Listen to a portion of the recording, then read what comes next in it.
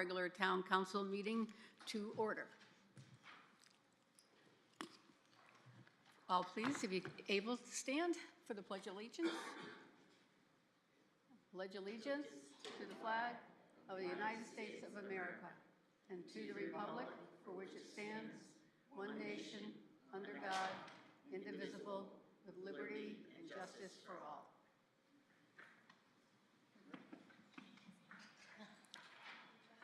Okay, roll call, please. Okay, Councilor Buganski? Here. Councilor Lewis? Present. Councilor Balboni? Councilor Carey? Present. Mayor Del Nicky? Here. Deputy Mayor Siracusa? Present. Councilor King? Here. Councilor Fitzgerald? Here. Councilor Pendleton? Okay, thank you. Moving on to item 4, I have a few mayor's remarks. Good evening. I hope everyone had a joyful and peaceful Thanksgiving with family and friends filled with moments of gratitude and happiness. Let's continue to embrace the warmth of this holiday season and spread kindness wherever we go. On Saturday, December 7th, is National Pearl Harbor Remembrance Day. This day is dedicated to honoring the 2,403 Americans who lost their lives in the tragic attack on Pearl Harbor in Hawaii on December 7th, 1941. It's a solemn reminder of their bravery and sacrifice. On Sunday, December 8th, the South Windsor Senior Center Service Group will be sponsoring their 11th annual Craft and Specialty Food Show from 9 a.m. to 3 p.m. It is being held at the Community Center on Nevers Road. The 14th annual Gingerbread Festival, Snowed In, is now open at Wood Memorial Library and Museum, running from November 29th to December 22nd. The festival is open Thursday and Friday from 10 a.m. to 7 p.m. and Saturday and Sunday from 10 a.m. to 5 p.m.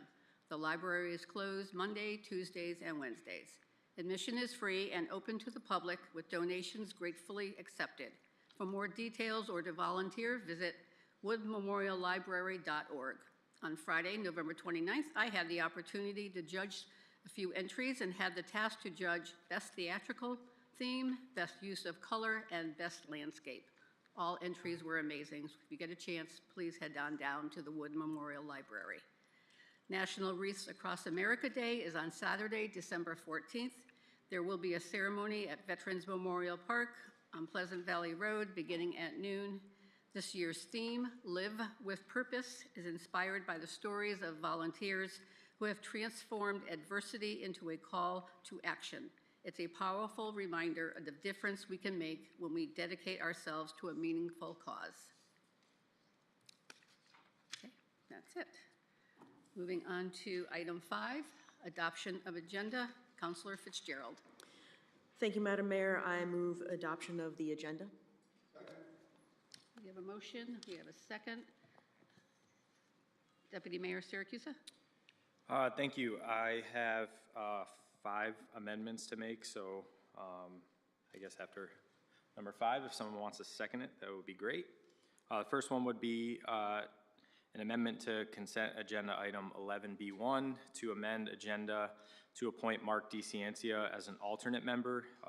In the original agenda, it had him as a member, so I'd like to change that wording to read as alternate.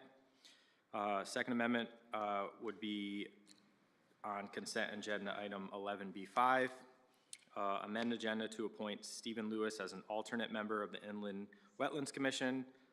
Again, had him listed as a regular member. And number 3 would be on item 13F, new business, amend to change the name of owner of property to Albina Belazaris. Chris Jakopsik is the executor of the estate and not the owner. And the 4th amendment would be to item 14A, passage of ordinance to amend ordinance number 189 rather than appeal as noted on the original agenda. And the last amendment I'd like to put forward would be move item 17A, executive session, to after item 7, public input. Madam Mayor? Sorry. Yes. I just had one question for you. The second change you made to item 11B, you said 11B5. Should it be 11B4? Okay. Resolution appointing Steve Lewis is 4 on my thing here. Yes, yep. Yeah, Thank you. thank you, Counselor Fitzgerald. Okay, we had a motion and a second with all the amendments. All those in favor say aye. Aye. Opposed? Abstentions? Seeing none, motion carries. Okay, moving on to item 6, communications and reports from the town manager. Thank you, Madam Mayor. In terms of, I had a meeting with Eversource on November 19th. I attended a meeting at Eversource to discuss electric rates and storm response. There were a lot of interesting conversations related to the differences between the regulatory environment of Connecticut and Massachusetts. Additionally, Eversource provided a very informative tour of their assets, both at their EOC as well as their mobile assets that are available for storm response. Overall, I think the big takeaway is their claim that a number of the rates associated with Connecticut and the things that we're dealing with are related to the regulatory environment in Connecticut. And they tried to lay out an argument that it's rather different than other places like Massachusetts. In terms of our Mitchell Fairground Pavilion update, the town has been notified that the pavilion should now be completed by the end of December. All the weather-dependent work is complete, and we are just awaiting the materials for assembly. The Parks and Rec Department has been in communication with the Rotary Club to determine the best way to hold a ribbon cutting for this new town asset. In terms of Pleasant Valley Road update, the Pleasant Valley Road Phase 2 is nearing substantial completion just in time for the winter season slowdown. Final paving was completed this past week, and we will be finishing the balance of the sidewalks in the coming weeks. Punch list items left for completion include overhead utility relocations, grass growth due to the impacts of the leaf season, and concrete staining of the retaining walls. A couple items not on my written report for all of you. Our tax collector, and I emailed this to all of you today, our tax collections update. For this time last year, for the grand list 2022, we were at 56.67%. And this year we are at 56.58%, so just about where we were at the same time last year. And they're doing a good job at collections. And then one last item I just wanted to make the council aware of. At your next council meeting, I will not be present. I'm going to be attending the Timothy Edwards Middle School Band winter concert. Unfortunately, I've had to skip it the last couple of years, and there is an individual in the band who's rather upset with me that I did skip it, so I will be going this next time around. Mr. Roberts and I have already had some conversations, and he'll be filling in for me until I can get here, so I will be a little late. And with that said, I would be happy to take any questions the council has. Counselor Lewis? Thank you, Madam Mayor. I'd like to circle back to the Eversource meeting. When they say regulatory so it's a done discussion, there's no going back. The state says it's the Eversource says it's the state. Do we have anywhere to go from there? Right, so to go a little bit more in depth in that conversation, Eversource is claiming that they have to the tune of hundreds of millions of dollars in debt associated with Storm Isaias, and there was one other storm, I think it was Storm Henry. And I guess in Massachusetts, they allow them to recoup those losses pretty rapidly. And as a result of that quick time period, they're able to get the money back in and then turn it around and help ratepayers and things like that. They're claiming that Connecticut is not the same, and it takes longer to actually get authorization to go and recoup those losses, as well as just the Public Utility Regulatory Agency is more forthcoming with allowing them to get rate increases in general, which is allowing them to do the work that they need to do and then to keep their rates lower. To be honest with you, I think it's a fight going on between Eversource and the state of Connecticut. It really seems to me that there's a desire on the part of some at the state maybe to have Eversource become a public utility rather than a private utility. And there's the desire upon the part of Eversource, of course, to remain a private utility. And they made the argument that any profits made on the part of Eversource are turned back around into the system to help keep ratepayer rates down. it seems like it's a much larger fight than the town of South Windsor, to be very honest. And I don't know how much more we would want to get involved in it, but. Sure. Counselor King? Thank you, Madam Mayor. Thank you for your report. So a number of questions. So these Eversource meetings, do they happen often? Are they regular? No, this was the first time I had ever seen this actually held. Okay. And the reason that I'm asking that is I would have loved to have known, because I definitely would have asked them about something that I brought up before in regards to street lamps and the fact that we don't control them, that Eversource does. And I would have been there to ask them, hey, we have a number of lamps in the dark. I've been told we don't control them. I haven't brought it up in a little bit, but obviously I would love to get that back on our police department's radar immediately, because it is very dark outside. I brought it up 2, 3, 4 months ago, how we have residents that have children that are outside, and these lamps are out, and they're the ones that control them. So if we can do that, that would be awesome. In regards to the Pleasant Valley Road update, are we going to have any crossing lights on any of those particular ones outside of the one that is, although it didn't have anything to do with the construction, but it's currently on Ellington? I'd have to get the plans to look at it again. The crossing lights, the lights that we have on them, do we control those at all? Are we able to put those up? Pleasant Valley is a town-owned road, so we can certainly do what we want. For the most part, we have more flexibility. Like I said, I don't remember everything off the plans, so I'd have to go pull them. Okay, yeah, that would be awesome, because they did a great job. I love the sidewalks out there. However, because they're predominantly going to be used for the access to the school, obviously it would make some sense to have those lights there in case we have those kids. Moving on, I'm looking at page, page number 3. In regards to our police department's report, obviously all of these different departments report to you directly, so I'll bring the question to you. In the second paragraph, it says, as an agency, we're in the midst of hiring 2 dispatchers to fill the vacancies identified below. And I might have missed it, but do we put those out there to the public as well? Yes. Okay. Yeah, those are publicly advertised positions. Okay, awesome, awesome. I just want to make sure that's not something that's just kind of internally known. Moving on to page number, I did want to ask a question in regards to page 6, where we're talking about facilities maintenance, the report that was given by Mr. Major, where it talks about the ARPA project, the firehouse, the town hall, HVAC upgrades. And I'm sure that it's in another part of this report perhaps. But in regards to those ARPA funds, is it, if we don't use them by the end of December, they're gone, correct? So it's a slightly different, it's not that they have to be used, they have to be allocated. And the definition of allocation for the Department of Treasury is that we have to have a contract in place. It has to have already gone through a bidding process. Okay, so for every one of these things that are part of this report that says ARPA project, we do have bids and all those types of things in place, so we're not going to lose those funds. I have met with staff 3 times already to discuss, their projects, what they're coming in on in terms of budget-wise, and if there will be additional funds or not left over, and how we're going to use those additional funds for other projects. Okay. So the plan is to not turn any money back. Okay, so if we don't use it, it just goes back to the state?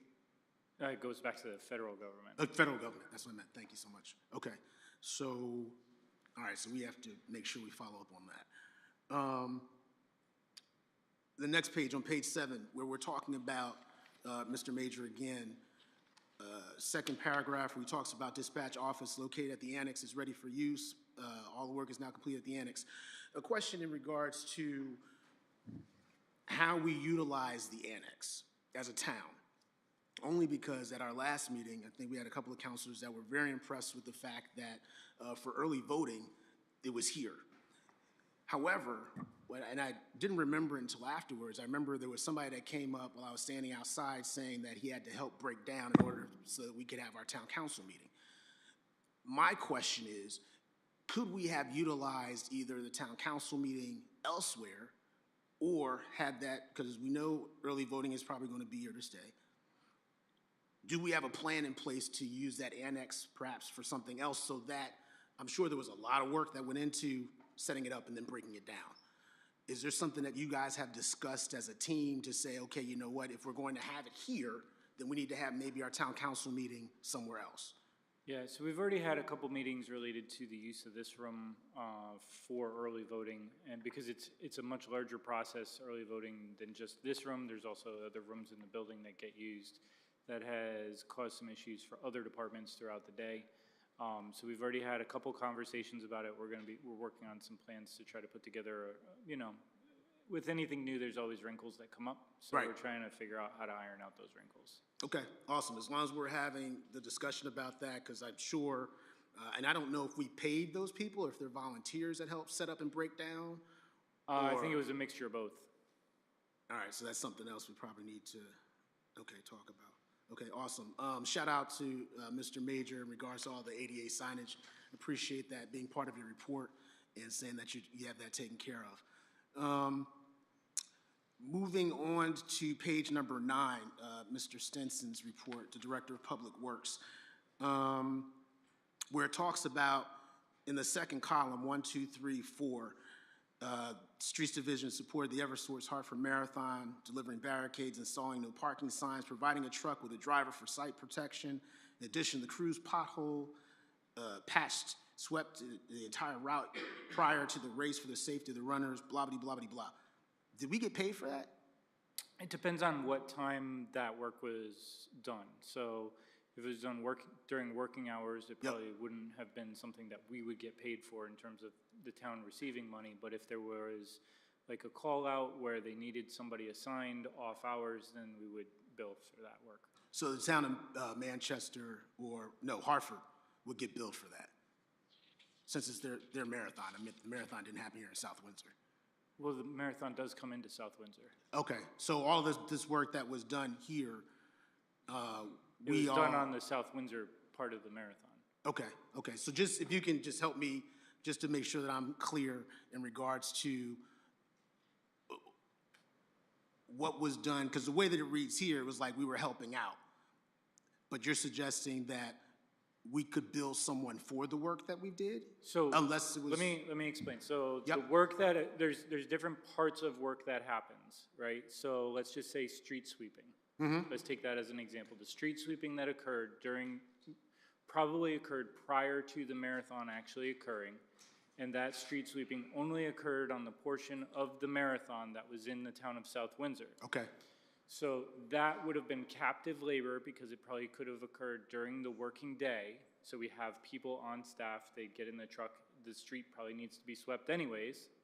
So they go out, they sweep it, and it's ready to go for the marathon. Now, let's just say they need barricades delivered because the marathon is on a Saturday. That individual that gets called out on the Saturday and paid overtime and all those other things, we can bill for that. okay, And that individual only would do that work in the town of South Windsor. awesome. Does that clear it up?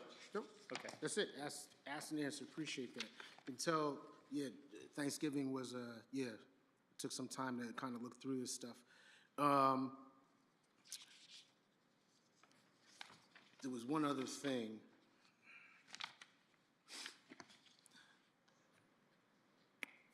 Oh, and you may not have the answer for this, but in regards to page 18, where we're talking about the Human Services Department, when we're talking about counseling and parent education, I'm sure that our deputy mayor, who also ran for office, would appreciate this in regards to knocking on doors, talking to residents, many residents.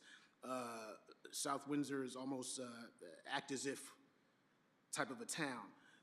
Reading this, we recognize that we have a number of residents that need help. And under counseling and parent education, it says that they have a wait list of 8 youth and families in needs. Last month, she received a record number of referrals. I'm wondering, what can the town council do to help in those efforts? Because I recognize that there are some grants that may come from CRT, so on and so forth. However, this is pretty significant, and heaven forbid, I wouldn't want to read something in the paper saying that this youth was on a wait list, or family was, and something popped off. So is there anything that the town council can do in those efforts? You know, I think it's a bigger issue and a more systemic issue than just the idea of throwing money at it. You know, when we received ARPA funds, we're probably one of the only communities, at least in this region that I'm aware of, that put any ARPA funds towards mental health supports.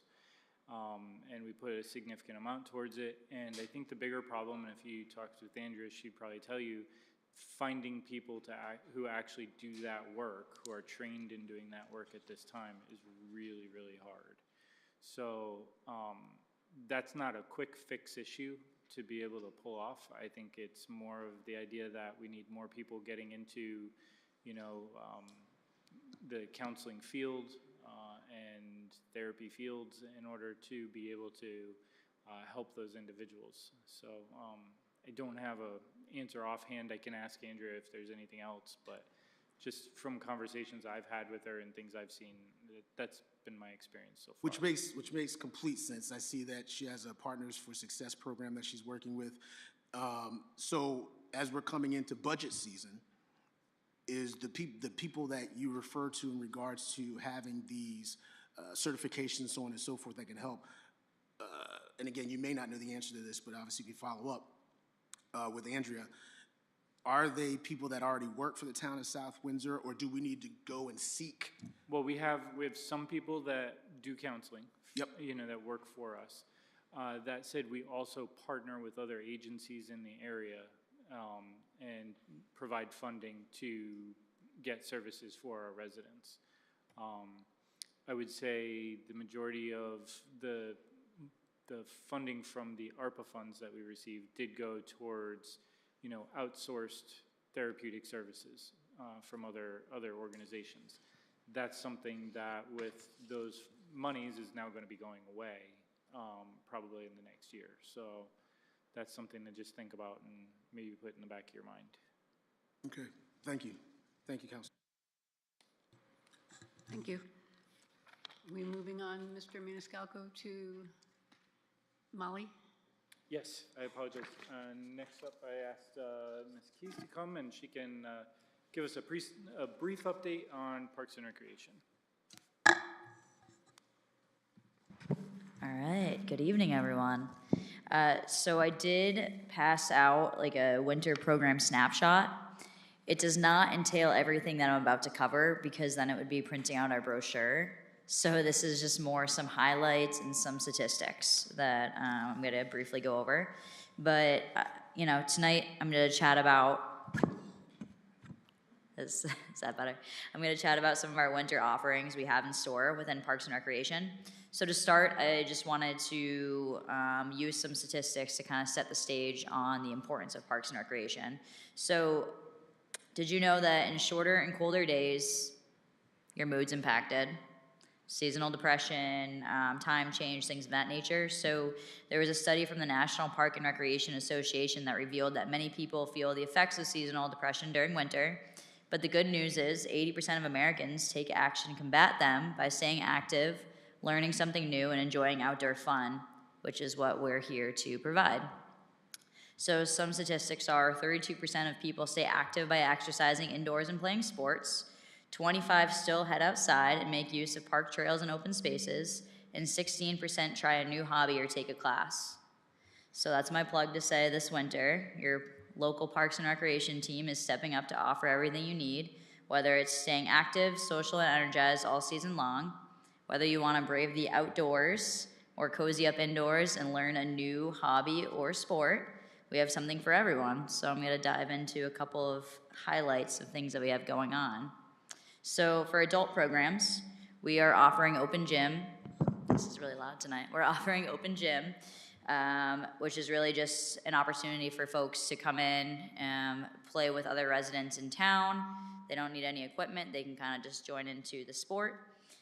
So we have different ones. We have pickleball on Wednesday and Sundays. We have badminton on Saturdays. We have volleyball as well. We have basketball, and we also have throw ball. So we do try to make use of various sports And basketball is not just for adults, we also have a family basketball time. So there are open gym opportunities throughout the town during the week outside of our program hours. Our men's basketball league started on November 10th and it runs through March. And we have 15 competitive teams this year for basketball between our A and B division. Our adult volleyball league is very popular, and that's at TE. So we offer that on Tuesday and Thursday nights from October through March. And this year we have 20 male and female teams. So we are full again with our adult volleyball, and it's for all levels. So if you've never played in the league before, you're still more than welcome to come and join. It is a very competitive league, but it is for all levels. We also offer a variety of different activities that a lot of folks may not be aware of. So we offer empowered yoga and Krupala yoga. So it's morning and evening classes. So we do Tuesday through Thursdays. So we have different levels, again, of yoga, different types of yoga instruction that's offered at our facility. And we also offer it on Zoom as an option for folks that do not want to drive in the evening times. And then we also have creative cardio as a class that we offer at our facility. And those are on Tuesday and Thursday evenings. And then we also offer a lot of different levels of Jukido and self-defense classes. So those are just some adult programs that we offer. And we also have this winter a safe at home grandparent class. So it's different than being safe at home child class that we used to offer. This is for grandparents to kind of reconnect on some youth development and safe sitter kind of skills, whether it's CPR and first aid and some other stuff that are going on in youth lives. So it can help them when they are maybe babysitting their grandkids or, starting to stay at home with them. And then we also are offering a variety of CPR and first aid classes this winter. So for our youth programs, everyone knows that we run a basketball league. It's very popular here in town. So we have from beginner to senior levels of basketball. So our little ones, which is Mighty Mites and More Mighty Mites, that's been going on for a little over a month now. So we have multiple sessions of that. And then we have beginner to senior level, which is our Gym Snow Basketball League. And that technically, the games start January 4th. However, we have our basketball evaluations and drafts for the teams this weekend. So we have it Friday, Saturday, and Sunday. So we have over 700 participants in that league. And we say 60 plus coaches. I want to say we have closer to 75, at least volunteer coaches that come through that program, sometimes more depending on our numbers. But we're very excited. We fill up all of the gyms in all of the schools every single day because each group has practice and they also have their playing time. And we have officiating services that help us ensure that there's quality coverage at all of the games. So we contract out New England Officiating Services for that. Some other stuff we have going on, we have a futsal program, so indoor soccer.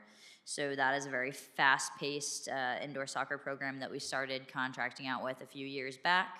The folks love it. We have a lot of fun with it. You can hear the laughter kind of echoing through the building when it's going on, but that's one of our options. Our next session for that's January 27th, so there's still some time for folks to sign up. We also offer a winter wrestling program, so that's going to be, it's actually kicking off technically today, but there's still sign-up offerings for that, and that is for young folks that are interested in wrestling. So that's our second year offering that. And our popular Learn to Skate program, that's 4-week sessions. We have them Fridays all the way running through April. So we have about 42 to 50 participants every session for that program. Some other programs, we run a fitness club for middle schoolers after school on Tuesdays and Thursdays. We have some offerings of youth dance and music programs for toddlers through 8th grade, hosted by Connecticut Performing Arts. We have our very, very popular ski and snowboarding club for our middle and high school students. So that's Wednesday evenings, January to March, so that'll kick off after the holidays. And then we also have safe sitter courses for our teens, so as teaching them skills to care for younger children, and that course will start in January. So we're offering a variety of different youth and adult programs. And in terms of events, we have the holiday times, we have a lot of events. So we have 7 events during that time. Letters to Santa started today. So our Letters to Santa program, that is the Santa's special mailbox. That's the corner of Sand Hill and Nevers Road. So, folks can write, kids and families, anyone can write to Santa, and Santa will write back personally. So we will be running that through December 17th. And that is also, you can find it also next to our giant Christmas tree if you don't recognize the address of Sand Hill and Nevers Road. Grinchmas, we have that this Friday at our facility from 6:30 to 8 p.m. So that is a Grinch-themed extravaganza. So they have games, activities, and they get to meet the Grinch. So it's a fun time. It's a free event for the community. It's very popular. And then we also have our Merry and Bright Holiday Contest that we've been posting about the last few years. So you can decorate your home as you would anyways with your lights, and then you can compete for prizes. So Parks and Recreation compiles everyone's Merry and Bright Holiday Light Contest, and if you register by December 10th, we put you on a map, and anyone in town can drive around, see the different lights, and then we have our group of staff that go around and judge on December 12th, and then we give out the prizes to folks in the community. So that's just a fun little light contest that we do. We also have the Skate with Santa on Friday, December 13th. That is a free event in partnership with the South Windsor Skate Arena, but we do ask that folks bring something for the Food and Fuel Bank. So it's an unwrapped gift to support Adopted Child program. And then we also have the Snow Much Fun event, which is a sensory-friendly Santa story time, which is on Saturday, December 14th, 10 a.m. at our facility. And then lastly, in terms of specific for the holidays, we have a sensory-friendly, that's what I just spoke about. We have the Monday Night Social Club holiday party, and that's on December 16th from 6 to 8 p.m. So this is for our Monday Night Social Club. Folks of all ages and abilities, and that is at the community center. They usually have Santa come, the fire truck, some games. It's a very nice event, so all are welcome with that. And then the last few things that I want to point out is we do host a few really fun events coming up in the winter as well. We have Family Dodgeball Throwdown, which is on January 17th at TE. It starts at 6:30. So we have a K-2 age group and then a 3rd to 5th grade age group. And it's pretty much 7 minutes of adrenaline dodgeball. So you can do it with your family. It's a nice, fun event. The kids can go after their parents, their grandparents. It's a lot of fun. It's very intense, but the families love it. And then we have the LED mini golf night. So that is a new event that we're doing. And that's on February 23rd from 2 to 5 p.m. So it's going to be a glow-in-the-dark 9-hole mini golf course in our gym. So that is going to cost $5 for that event. But we have group tea times available, and it'll be a fun new offering that we're going to try to keep people active during the winter months. And I just also want to take note that the Parks Division is going to be very busy during the winter as well. They put up our holiday tree at Nevers Park last Monday, and ESI gave us a sponsorship for that, so we want to say thank you. The crew also decorated around town with wreaths and festive decorations. And then this winter, we're really focusing on tree and trail work, really just pruning and maintenance, weather permitting, including Major Michael Donnelly. We have some bridge work to do over there to maintain that trail. And then other projects, we're going to be building a new Gaga pit due to popular demand in our programs. We're repairing several picnic tables, installing the signs for our disc golf course. And that's a lot of the stuff that we're going to be doing on the park side. But I just really want to say that my staff are fantastic and just give them a huge shout out. All of these programs and events that I just listed off in the last several minutes, they're behind every single one of them. They work extremely hard to make sure that our residents have high quality parks and recreation programs, and they really provide those unforgettable experiences. So without them, our community wouldn't be as healthy and active and socially engaged. So I really appreciate every single one of them. But if you have any questions on our programs or events, feel free to chat with me, call our office. send me an email. I'm always happy to chat about Parks and Recreation. Cool. Does anyone have any? Yep, Deputy Mayor Siracusa? Thanks for coming out, Molly. I agree, your staff is amazing, and typically that's a reflection of their leader, so kudos to you and what you've done so far in your time here. I was actually going to ask about the disc golf course, I guess you call it. Yeah. That's Counselor Boganski and I's neck of the woods over there, and a lot of people have asked me, like, when those cones are going to go away. Is the plan to, like, spray paint those cages? Yeah, so right now we have, we're working with Gary in Public Works to finalize all of our signs. And once we get our signage out there, we will make sure that everything's all set up and ready to be fully functioning. The purpose of the cones on the top is really just to help notify where the baskets are. Okay. People are utilizing the course right now, and it is technically open to the public, and we've gotten a lot of great feedback, but it's not fully functioning until we get those signs out. Sure, yeah, that's what I was gonna say. It seems like it's a winter sport too, because people are out there usually at least 3 or 4 groups at a time every time I drive by, so, all right, thank you.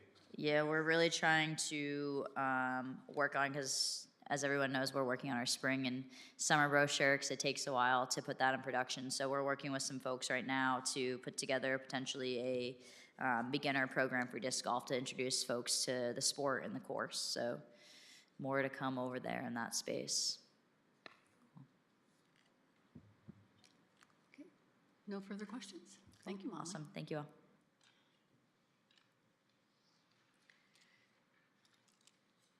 Okay, moving on to item 7, public input for items on the agenda. Public input shall not exceed 30 minutes. When recognized by the mayor, the speaker shall approach the lectern, give their name and address. Speakers shall avoid personal attacks or impugning or alleging an improper motive to any person. The speaker may address the council on any item on the agenda. The speaker shall limit their speaking time to 5 minutes. Is there anyone who'd like to come forward at this time? Anyone like to speak during public input for items on the agenda?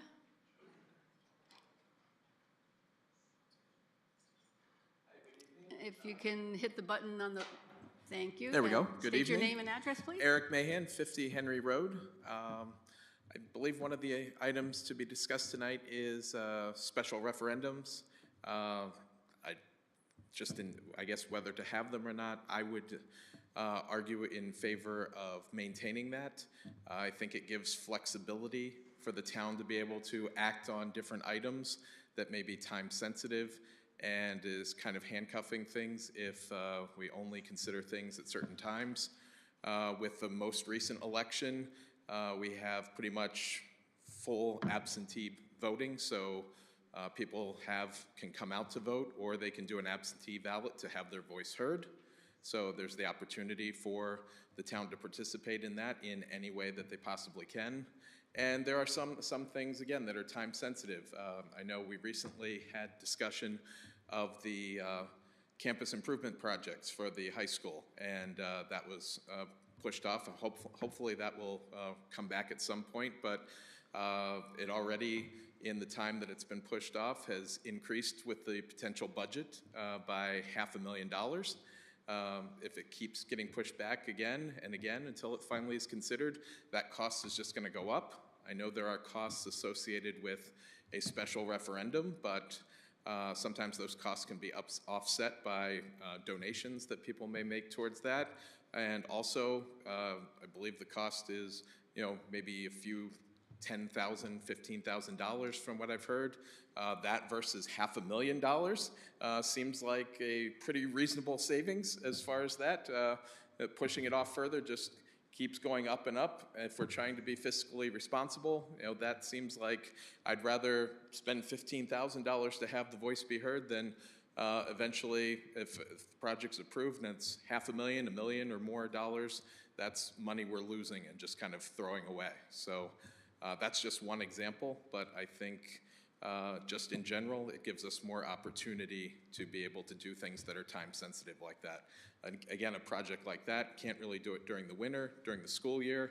So if you do it in November, you can't do anything until the summer. You're interfering with and any other projects that are school-related. I know there are a lot of things that come up for the various schools and with the Board of Ed, and if they act on those in March, they can get started in the summer and, again, bring about savings and make things more responsible.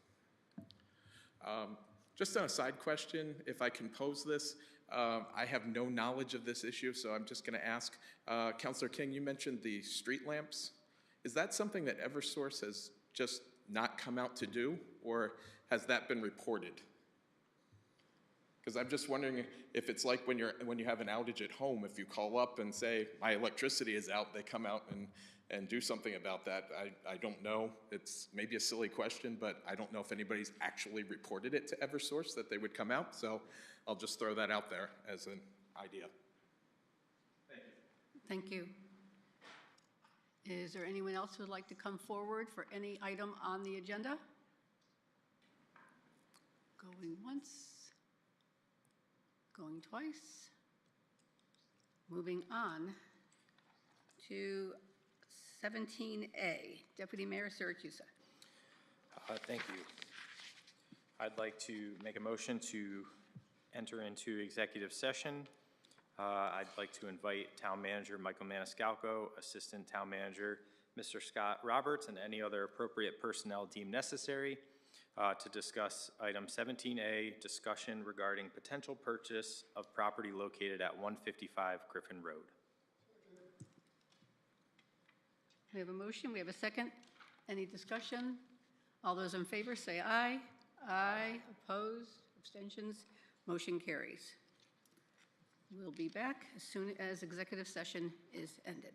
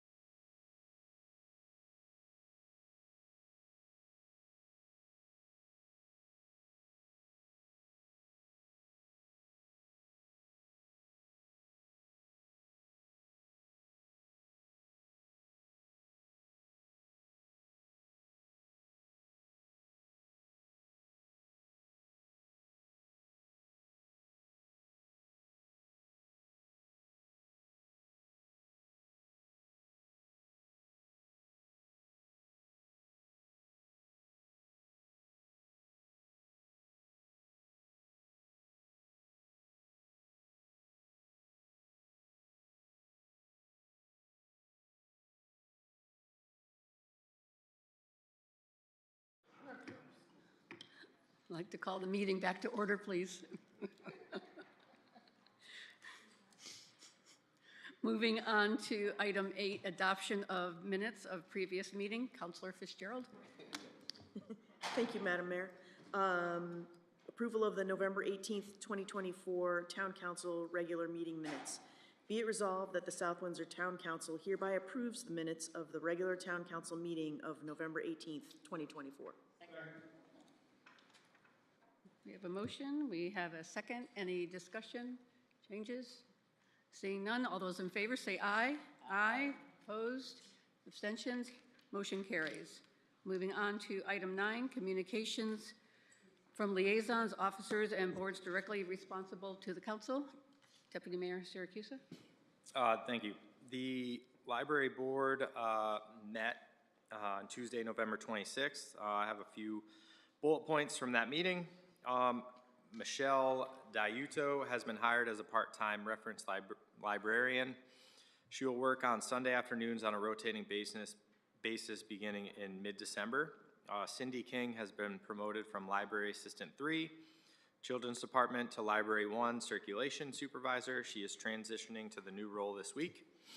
The library has 2 pending vacancies to fill: the Library Assistant 3 position vacated by Cindy King, and a librarian 1 position in the Children's Young Adult Library due to her retirement at the end of the month. Searches on those positions will open soon, so anybody listening, be on the lookout for that. The Board of Directors is coordinating with Mary Etter to find a date to publicly launch the new library name. They're looking for a weekend in the spring but have not settled on a date. The board reviewed some preliminary budget proposals that were requested at the October meeting in preparation. There's an overview of the upcoming closings. I know Mayor Delnicki spoke on that, so I will leave that out. And I just want to make a comment again to Mr. Maniscalco and the director of the library and the library board. Like we had hoped, everything is running like it was before. Obviously, the board is more of a board of directors makeup now, but they are working the same way they were. Mr. Maniscalco is taking on their suggestions as they've been heavily involved in the library, so thank you My for hope is making it's that. running better than before. What's that? My hope is it's running better than before. Yeah, no, it's, I mean, it's certainly not Not worse. the same as before. It's Better certainly than not worse, so There you I go. know members of the board were, a little kind of worried, as is expected, and, totally understandable, but I'm really happy to see that everything's clicking and going really well, so that's all I have. Okay, thank you. Seeing nothing else, moving on to item 10, reports from committees. Councilor Fitzgerald. Thank you, Madam Mayor. And I'm probably doing this in the wrong spot. Maybe I should have said this in item number 9, but I attended the Board of Education meeting last week. Well, most of it. But just a couple of things. Obviously, there was a lot of discussion of the ball fields and the new traffic pattern for the high school, and I know we're going to be discussing that later anyway, so I won't dwell on that right now. They did mention at the meeting, not really connected to the Board of Education, but I think it was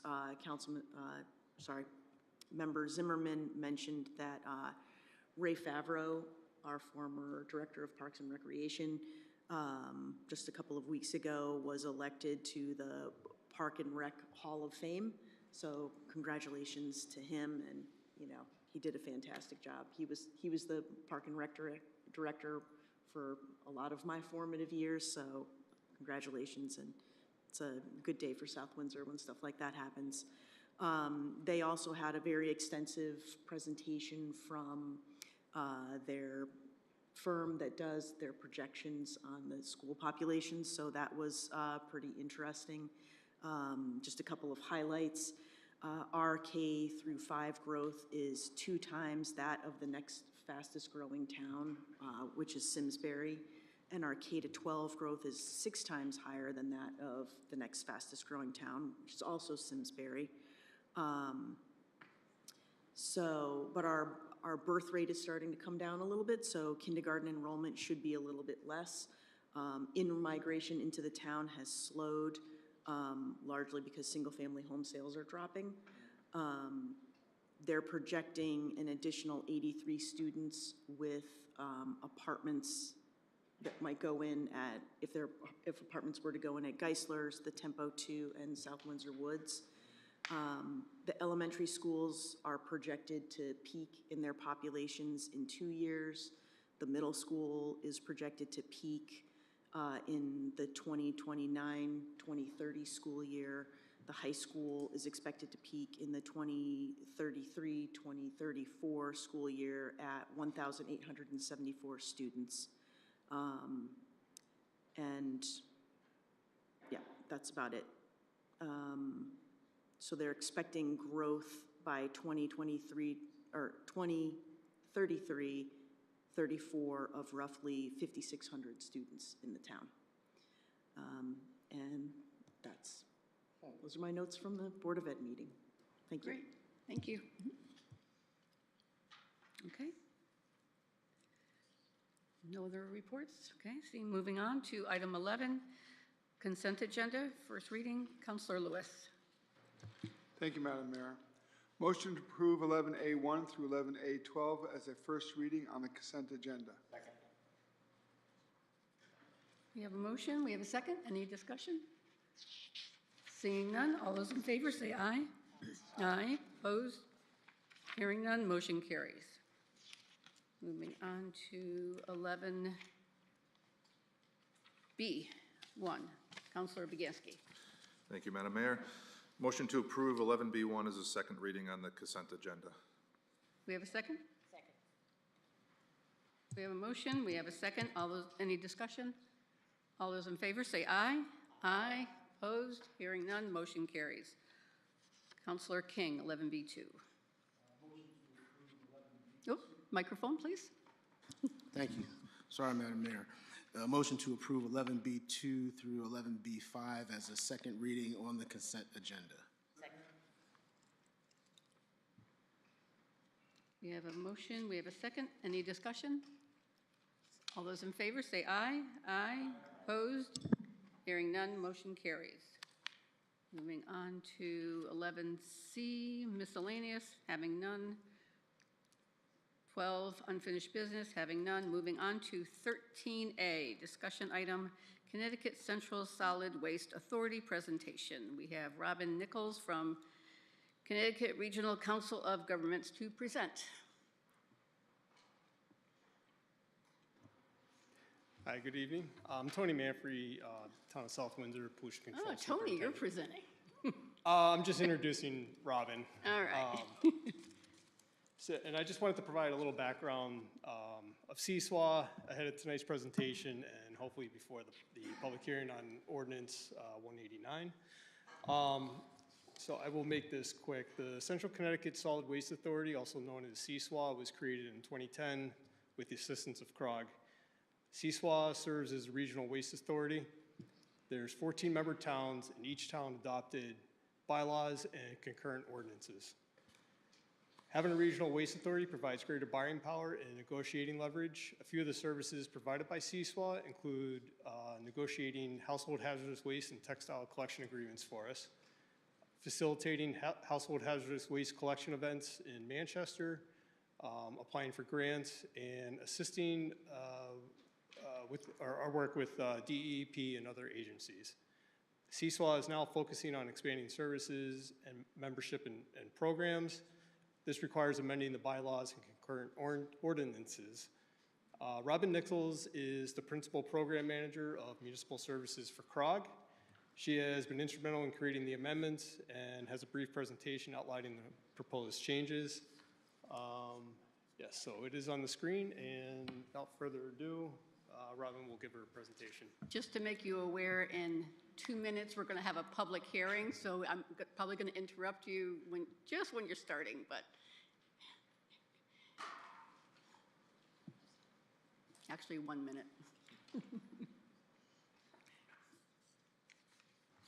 Would you like me to wait Yeah, we might as well Madam just Mayor, pause. do you want me We to might as well pause? just pause for 1 minute, and you can Sure. relax. The public hearing shouldn't take too long, so. Recess for 1 minute.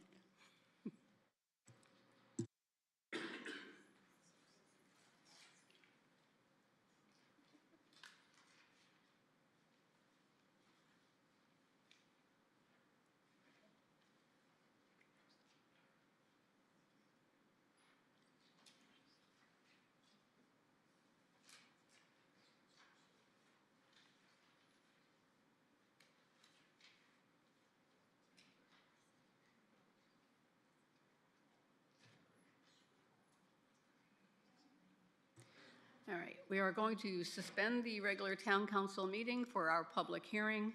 The public hearing is to receive citizen input on amendments to ordinance number 189, Central Connecticut Solid Waste Authority. Ms. Centers, if you can please read the public notice. To be published, to be published in the Journal Enquirer, November 21st, 2024, legal ad, Town of South Windsor. Notice is hereby given that the South Windsor Town Council has set Monday, December 2nd, 2024, at 8 p.m. in the council chambers of the South Windsor Town Hall, 1540 Sullivan Ave, South Windsor, Connecticut, as the time and place for a public hearing to receive citizen input on amendments to Ordinance 189, Central Connecticut Solid Waste Authority, dated at South Windsor, Connecticut, this 19th day of November 2024, attested to by Catherine Senner, the Executive Assistant. Okay, thank you. Is there anyone from the public who would like to speak to the council during this public hearing on amendments to ordinance number 189, Central Connecticut Solid Waste Authority?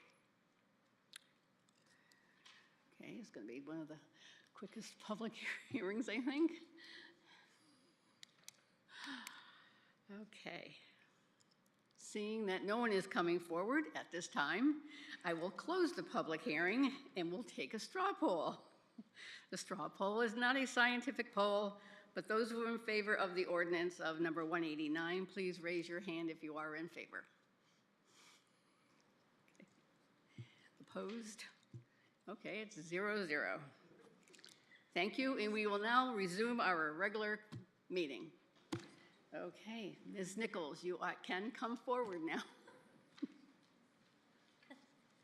Thank you, Madam Mayor and council members this evening.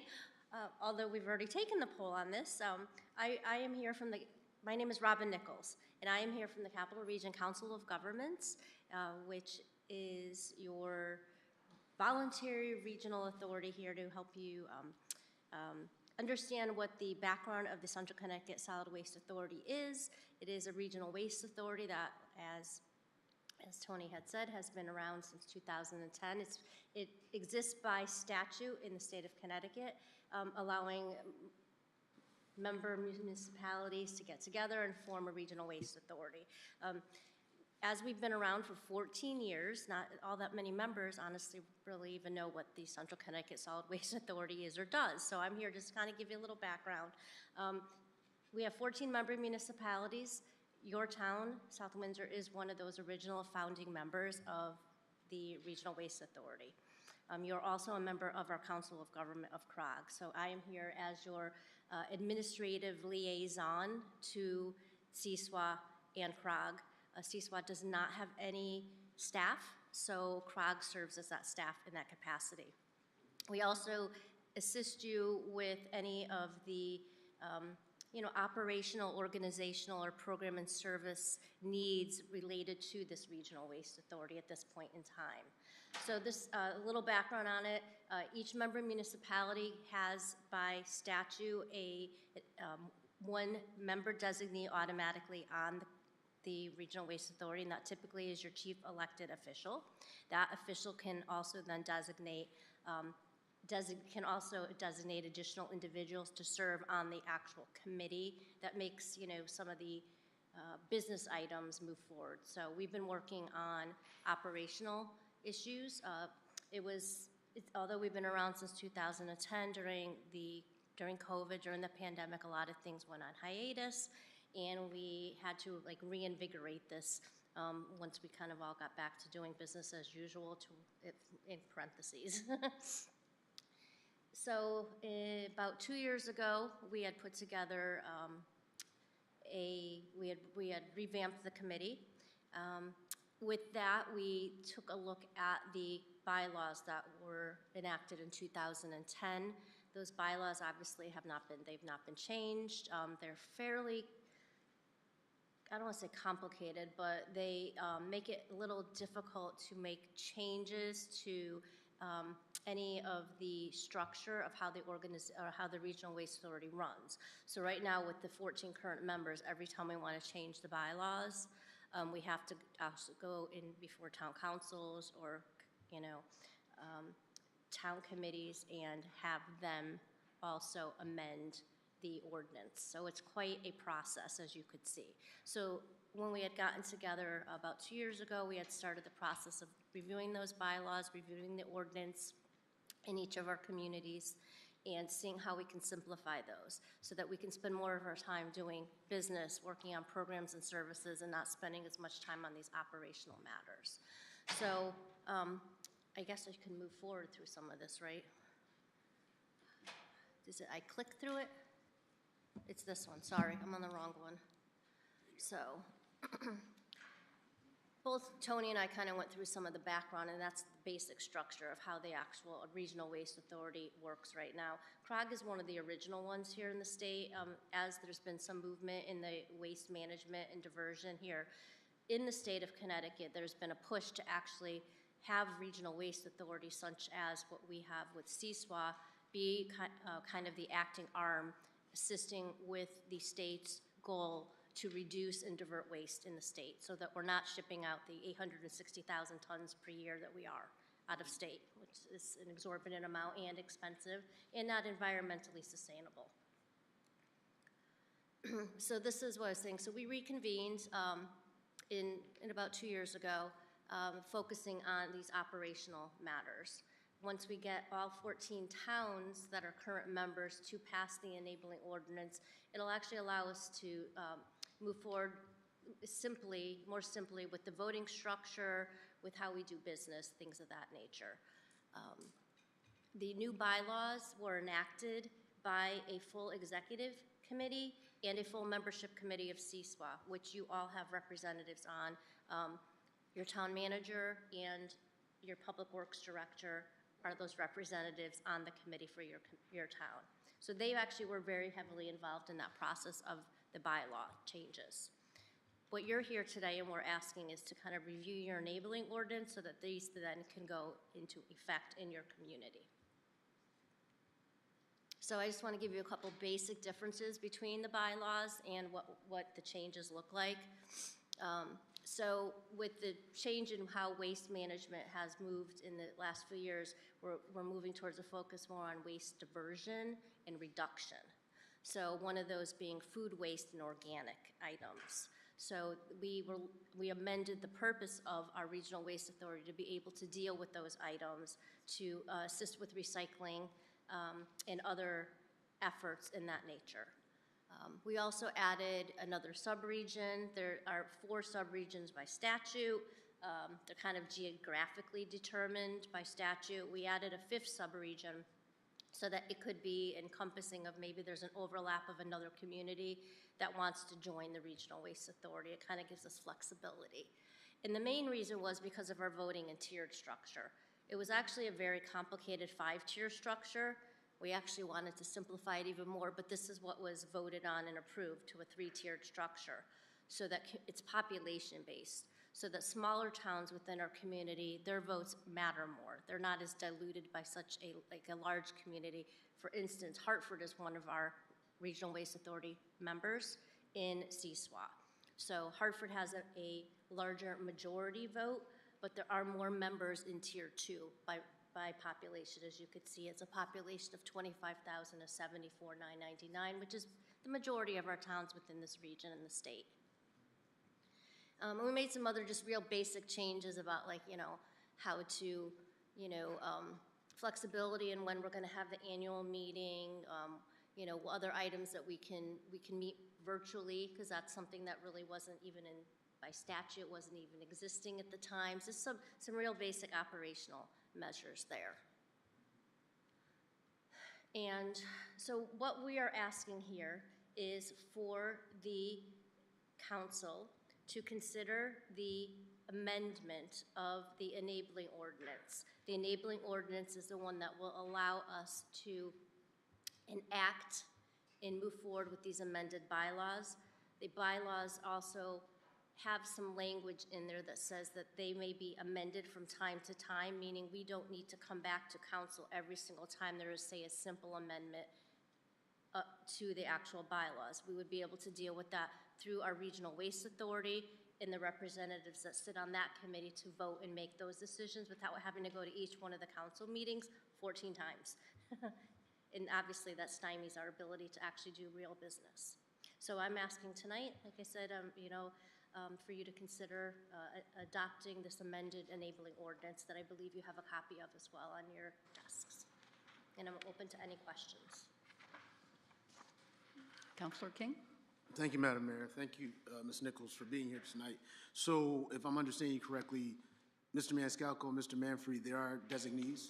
They're designees, correct. It's for South Windsor. Okay, cool. The second one is I noticed the dues and the fees. How much are those? Yes, so I believe the fees range from smaller tier to lower tier, anywhere from, I believe, 600, 660, 676 at the lowest tier, to I think it's about 1,900 and change for the dues on the highest tier. So they're very nominal. They're under $2,000 at most right now. And we are looking to keep them at that. Like I said, there is no staff or anything, so basically those just help defer some of those costs towards that. This is per year? It's per year. It's an annual membership. That is correct. Final question. So you gentlemen are fine with? Okay. Nobody wants any more questions about waste? About waste? Waste Well, management. you already said we got a lot of it, so. I know we do. So Yes, I'm sure we got these cats. That's what they're here for, so.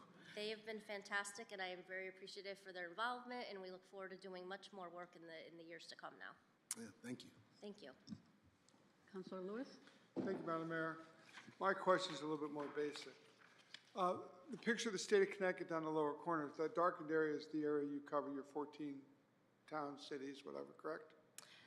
That actually is CROG. So CROG is actually 38 different communities. 13 of the 38 are part of our Regional Waste Authority and Cromwell, which is why we have that additional subregion, because technically Cromwell isn't in our greater Hartford region.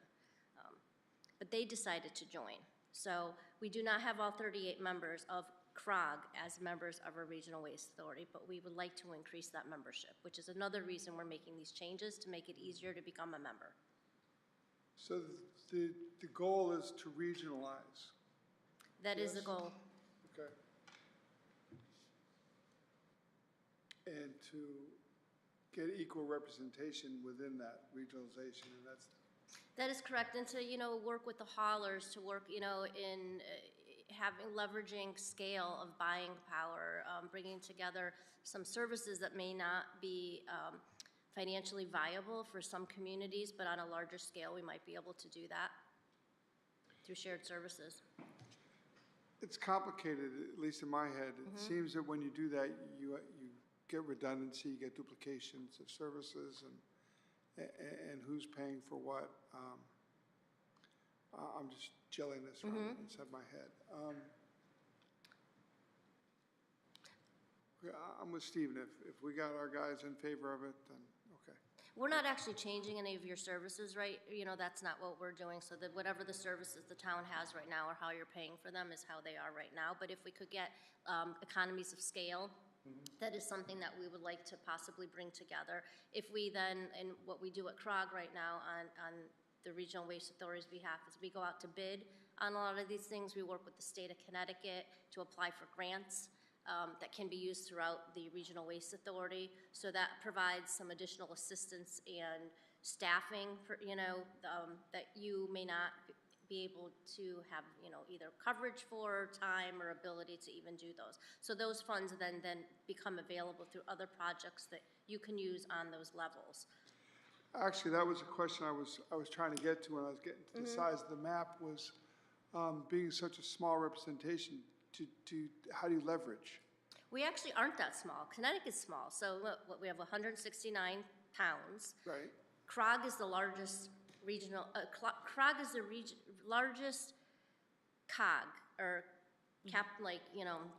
Council of Governments. So we have 38 towns. We actually are the largest of all 9 of them. So with 14 member towns right now, we actually are the largest. Population-wise, we have over 400,000 in our population range. That's a pretty significant amount, and that's with the numbers we have now. So if we were to actually increase membership, we then could even have more ability to scale programs, or ability to kind of move the needle with the haulers, because right now a lot of the haulers make their own contracts with each community, with each resident, and they kind of decide what the price and the terms are. So we're hoping we can actually start really having those conversations and making a difference there. Okay, my concern is sometimes making decisions like this to enhance your ability to do things opens the door to other things down the road that we didn't really want to do. Hence And public I hearings. don't know that, right, hence public hearings. Yeah. Okay. I'm sure it will. Honestly, a few years ago, this has been a concern for the state of Connecticut. I've seen waste studies for back to the 50s. So it's not like this is new. It's just a matter of it's almost been reinvigorated, and climate, sustainability has really become something that people are really taking awareness of right now. And so I think, we actually have an opportunity to really do something. And we're, with the closing of our waste authority in Hartford, with Mira closing, we're shipping almost, over 800,000 tons per year out of state. So to Ohio and Pennsylvania, there's gonna come a point in those contracts where they're gonna be like, we'll charge you whatever we want because you have nowhere else to put it. So we really need to kind of get ahead of it. So that's what we're trying to do now, anticipating that there will be a lot of questions. We don't know.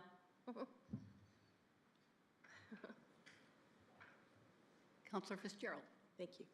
Thank you for your presentation. Kind of in that same vein of what you were just talking about, are there efforts being made to look into different ways to lessen the solid waste, like, separating out the food waste and that sort of thing? What are you guys kind of doing in that vein? Yes, well, thank you for your question, and actually that is one of the things that we are looking at. One of the reasons why we wanted to change the bylaws and have this new ordinance as well was to allow us the power to look into those reduction and diversion efforts, food waste, different types of recycling, reuse of materials as well is something that we're looking into. We actually have put out an RFI for these types of matters. Through our waste authority, we're actually looking now now that we have interest in those and ability to say this is something we could do to move forward in this way.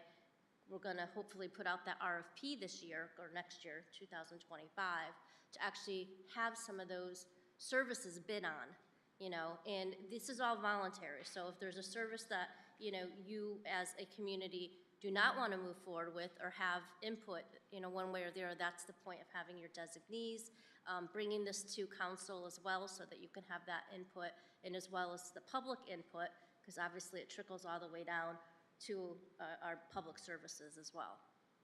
Cool. Thank you.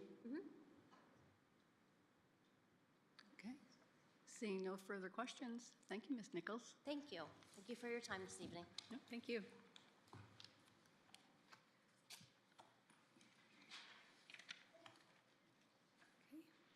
Moving on to 13B, discussion item. Councilor Lewis regarding special referendums. Thank you, Madam Mayor.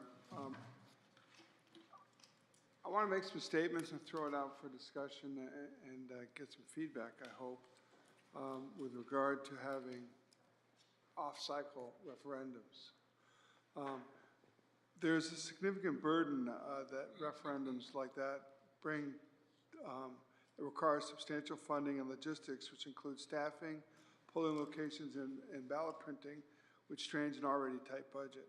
Several years ago, there was an attempt to reduce the number of polling places in order to save money, and that effort was defeated with the argument being voter suppression. A presidential election has between 85 and 90% voter turnout. A gubernatorial election has roughly 85% voter turnout. Every effort should be made to put referendum questions during a November election in order to ensure that every voice is heard. Even a municipal election gets high 30s, low 40% voter turnout. March referendums typically see 24 or 25% voter turnout. The cost of elections just in payroll alone is $10,000, which does not include the cost of printing the ballots. At a time when we're trying to find ways to save money, asking the town manager and superintendent of schools to hold referendums during a regular election is a start. We can allocate the savings to other programs or future planning. 2, inefficiency in resource allocation. Resources used for isolated referendums could be better used elsewhere at that time of year. And 3, by doing away with off-cycle referendums, we'll be promoting a more comprehensive and strategic planning mindset, which will allow the greatest majority of citizens to participate in the decision-making process. That's what I've written down. On the other side of it, it's just,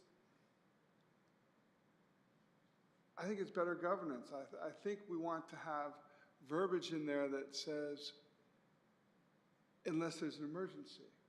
And emergencies involve needs and not wants.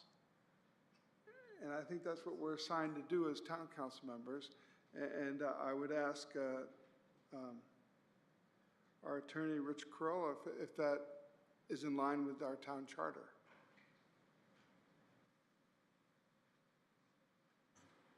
Can we do that? Can you have a policy that restricts the timing of referendums or for emergency purposes only? Is that the question? You can call a referendum for any purpose, quite honestly. Anything that you can vote on by way of resolution or ordinance, you can put to the voters in the body of a referendum. There's certain things you have to put to a referendum, right? Certain things by state law that you are required to have a referendum on. Those are things like constitutional amendments or a revision to the charter, right? So currently you're going through the charter revision process. That must go to a referendum. And there are certain things in your current charter that you must also set to a referendum, send to a referendum. Sale of real estate, bond resolutions, and the people have the right, a power of initiative under your charter to request a referendum. As far as certain special projects or appropriations go that come up in the course of the year, it's up to you whether or not you want to honor that request for a referendum at a certain point in time, whenever they're requesting it, or if you want to wait until, the next election cycle. It's up to you. You have quite a bit of flexibility at the local level as to what goes to referendum. Having said all the things that you must go to referendum on, you have quite a bit of flexibility already existing.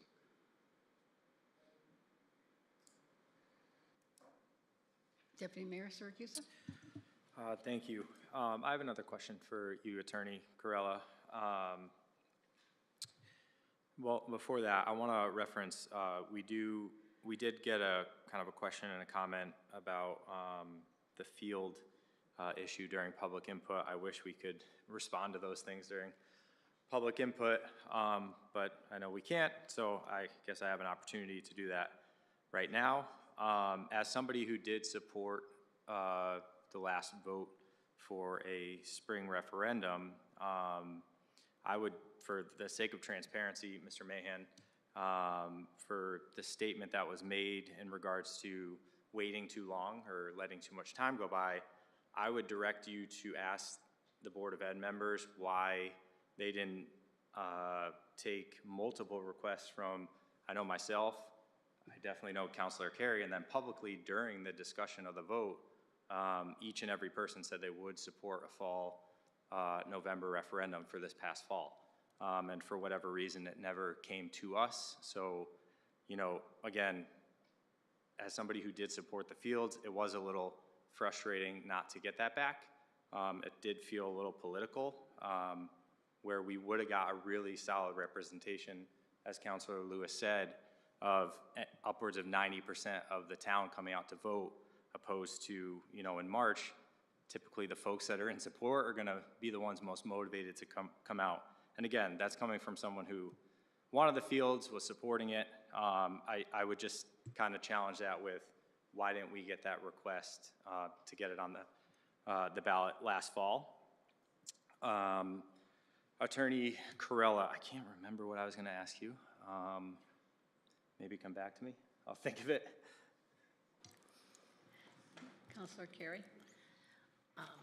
Councilor Lewis, I agree with the concept of only holding referendums unless it's some kind of emergency in November. As you all know, our taxes over the last couple of years have gone up significantly.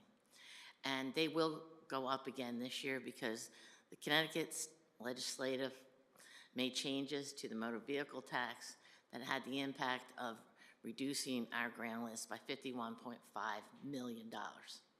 So when we are thinking about putting something in referendum, I think we need to do it in a way that the vast majority of our residents vote on it. Because this is their money. This is their, you know, and it's not that we don't want to do things. I think we should go ahead and do things. But I think we have to make sure that the residents of South Windsor have the opportunity to explain, you know, what they want to do and vote on it. And we know from experience that those spring referendums are too small. So I agree with you. I think it's a good idea. And the other thing is, you know, when we talk about saving $10,000, you know, if we're going to reduce budgets, if we're going to try and hold taxes in line, every dollar counts. And people will say, well, it's only 5 cents. Well, 5 cents times 5 cents times 5 cents adds up. So, and it is a cost, and I think we want to avoid that cost. It's extra workload on the registrar of voters and their teams. So I think it's a good idea. Deputy Mayor?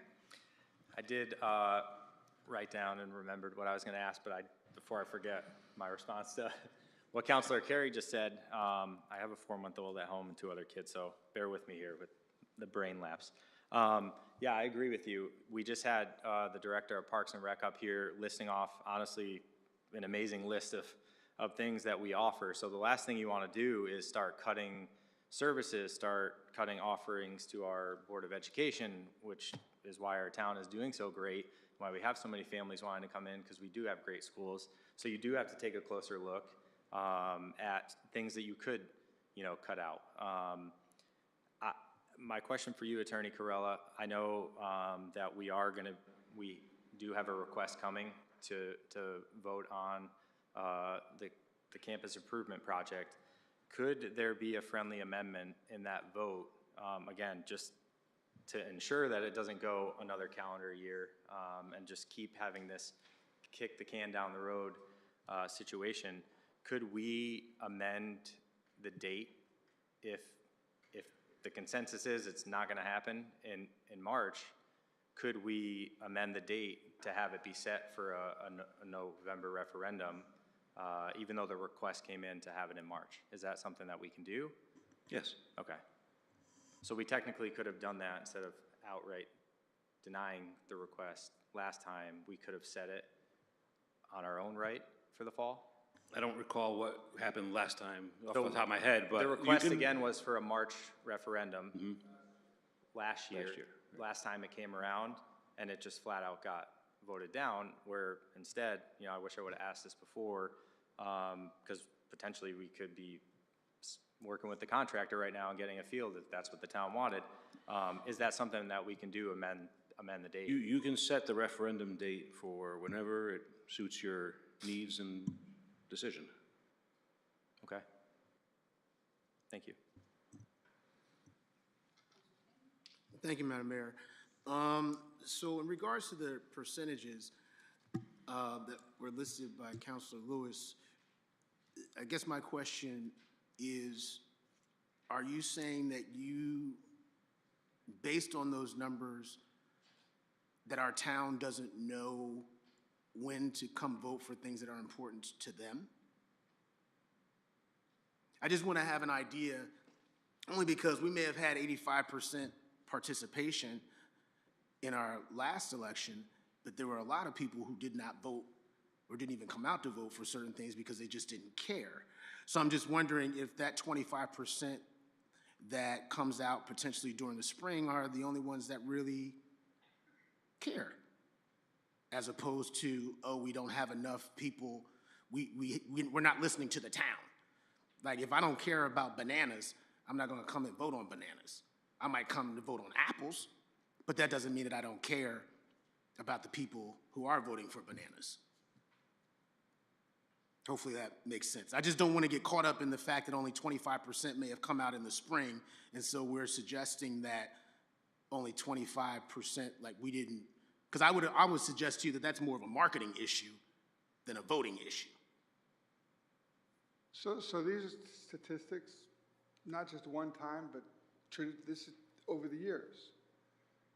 And the reason why, if you want to, strategically being, as a marketing person, if you want to get something passed and get some support for it, you want to get March because you got the better option. It's more likely. There's less variables involved. What we're trying to do is just trying to set a table to where the more people get involved. There's multiple reasons why some people don't. Some people travel during the spring. Some people are snowbirds and they go south. Some people don't care. I don't know. It's tough to, when I was on Parks and Rec, it was tough because we do surveys after surveys and we'd be making decisions for the department based on a survey that 300 people filled out. And we're making a decision to affect 27,000 people. So our job is to try and get in front of as much people as possible and to expend our effort to do that. And I don't know, it doesn't seem historically that March isn't right. We don't have enough data on absentee voters yet to know if the change in absentee voters is going to be that difference. I don't know. So this is the discussion. No, our job is to represent everybody. Right. Personally, I want the fields. I'd rather say, take 27,000 people, let's all pony up $200 cash on the barrel and pay for it. I'm in. Yep. I'd rather fund it that way, but because I don't want to raise taxes. Right. But however, I want the fields, I want the lights. But that's not what this, I mean, this is regarding special referendums. That's your discussion item, not. That's the bigger subject, but right. We were dragged into that. Okay, so I just want to be clear on what we're discussing. Well, I know that. Here, now, right, okay. So, again, and I don't have a problem with it. I guess so to follow up, and even with Councilor Curry, so this is a participation issue you're suggesting, not a financial issue. I just want to be clear. So so financially, if this was free, would we still be having the same conversation? Yes, we would. Councilor Carey? I would say yes. And again, this is because it's also a participation issue. And I do think, and I have no idea what the South Windsor numbers are about snowbirds, but I do think that we have snowbirds in South Windsor. And again, with the new absentee, where you can get absentee for any reason, maybe that would solve that. But historically, what we have found is that we simply do not get the same participation in March. And I think, is that because people are unaware? Is it because we do have snowbirds? Is it because it's cold and nobody, well, November's cold too. I don't know the answer, but I just feel that we know that we're going to have referendums, multiple. We're going to have Parks and Rec. We're going to have the fields. We may have other things. And I think that it is good policy to put referendums in front of the residents when we know that the majority of residents vote, or a much higher percentage vote. Because when we're putting something out to referendum, we're bonding, and we're bonding over 20 years. So we're setting people, we're impacting people's taxes for a fairly significant amount of time. And, I just think that we want to do it when the largest percentage of our residents are likely to vote. If you don't mind, so to that end, again, and I guess this is what I'm really struggling with. Are we suggesting that even based on these statistics, and now we've done absentee ballots for the past 2 years and have had great success with it, even in early voting, great success. Are we suggesting that even if there's an issue that's important to the people, that because of past statistics, we're not willing to put it out there based on, well, we may not get the same amount number? Again, that's what I'm struggling with. If something is important to you, you're going to come vote for it. If it's not important to you, then you may not vote for it. And so, and likely, you know, whether it's one thing or two things, you may not even show up. And so, even if, say, for example, we did put this on the November ballot, if nobody voted for it, because they have that option to not even vote for it at all, then what would you say to that? We got the, you know, the amount of people. I would say that if they had the opportunity. I mean, remember, too, that when we have the November elections, we're electing more than a referendum, right? If we're doing a special referendum, it's just the referendum. And so you have, if you're going, well, this last election, there was tons of news about the fact that the election was coming, right? But if in the next election, say it's the legislative midterms, it's, you know, the governor, people are hearing about the election from many places. When you do a special referendum, you do a mailing, you might put something out on the digital boards, okay? If it's something, if Parks and Rec was up on the referendum, they might publicize it to people who are participating in Parks and Rec, right? But you don't have the same amount of attention to the election that you have when you have these other pieces. And, you know, rightly or wrongly, the historical numbers show there's a definite difference between what you get in March, because we did it for the 4 schools. They all went in that March timeframe. We got somewhere between 22 to a high of 28% of our residents voted. That's a significant cry from the 85% we just got in November. And in municipal elections that are just municipal, you're probably around 48, 50%. But you're still getting that half of the population. And I just think, you know, let's face it, a referendum is always about money. And I think we want to make sure that we have educated people and that they are likely to be coming to the polls. They don't have to vote on it, but if they voted for anything, they got to the polls.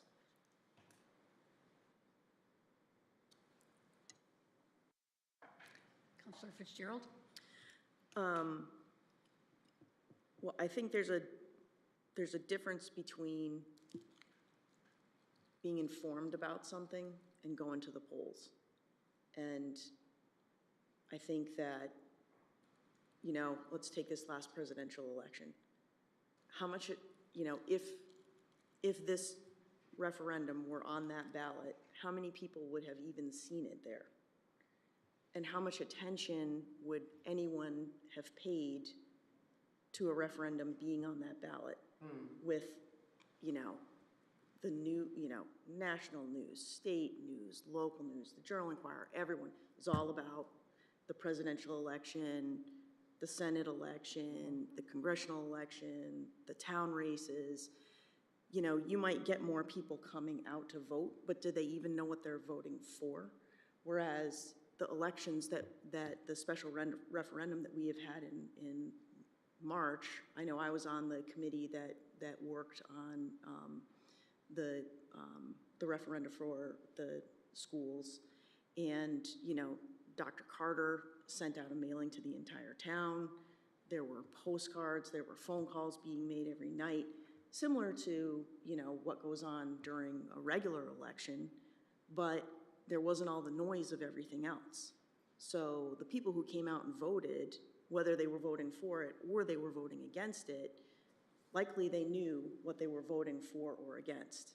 Whereas I think when everything gets piled into a general election, you know, people don't necessarily know what they're voting for.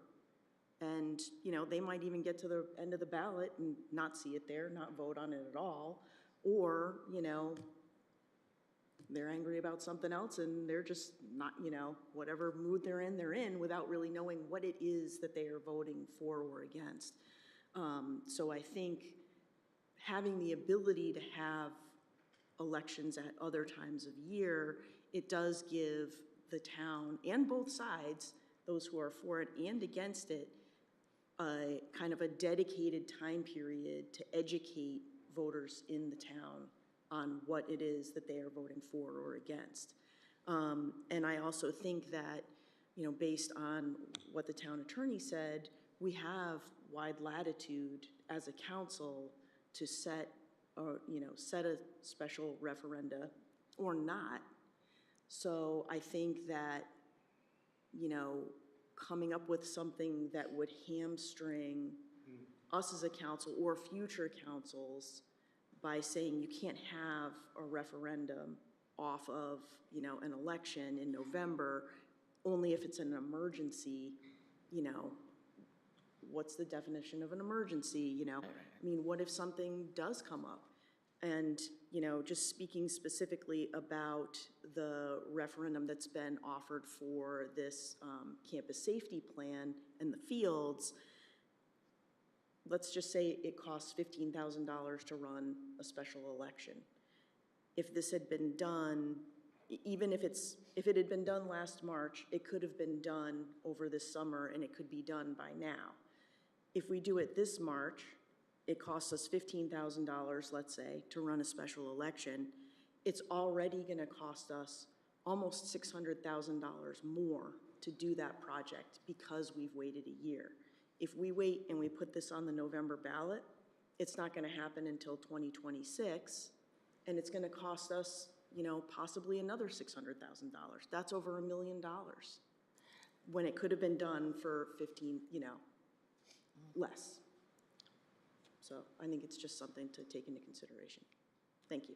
Did you want to respond, Councilor Carey? Yes, I agree with you, and that's why I had asked in April and in June and over the summer, did we want to put the fields on the November ballot? Because there was a referendum on this ballot.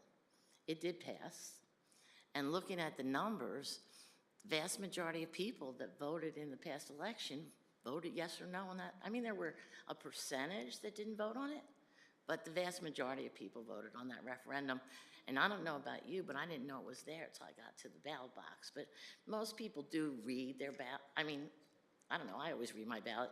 I'm assuming people read it, and they must have because they voted on it.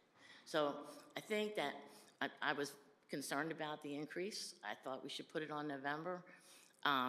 It would have been an opportunity.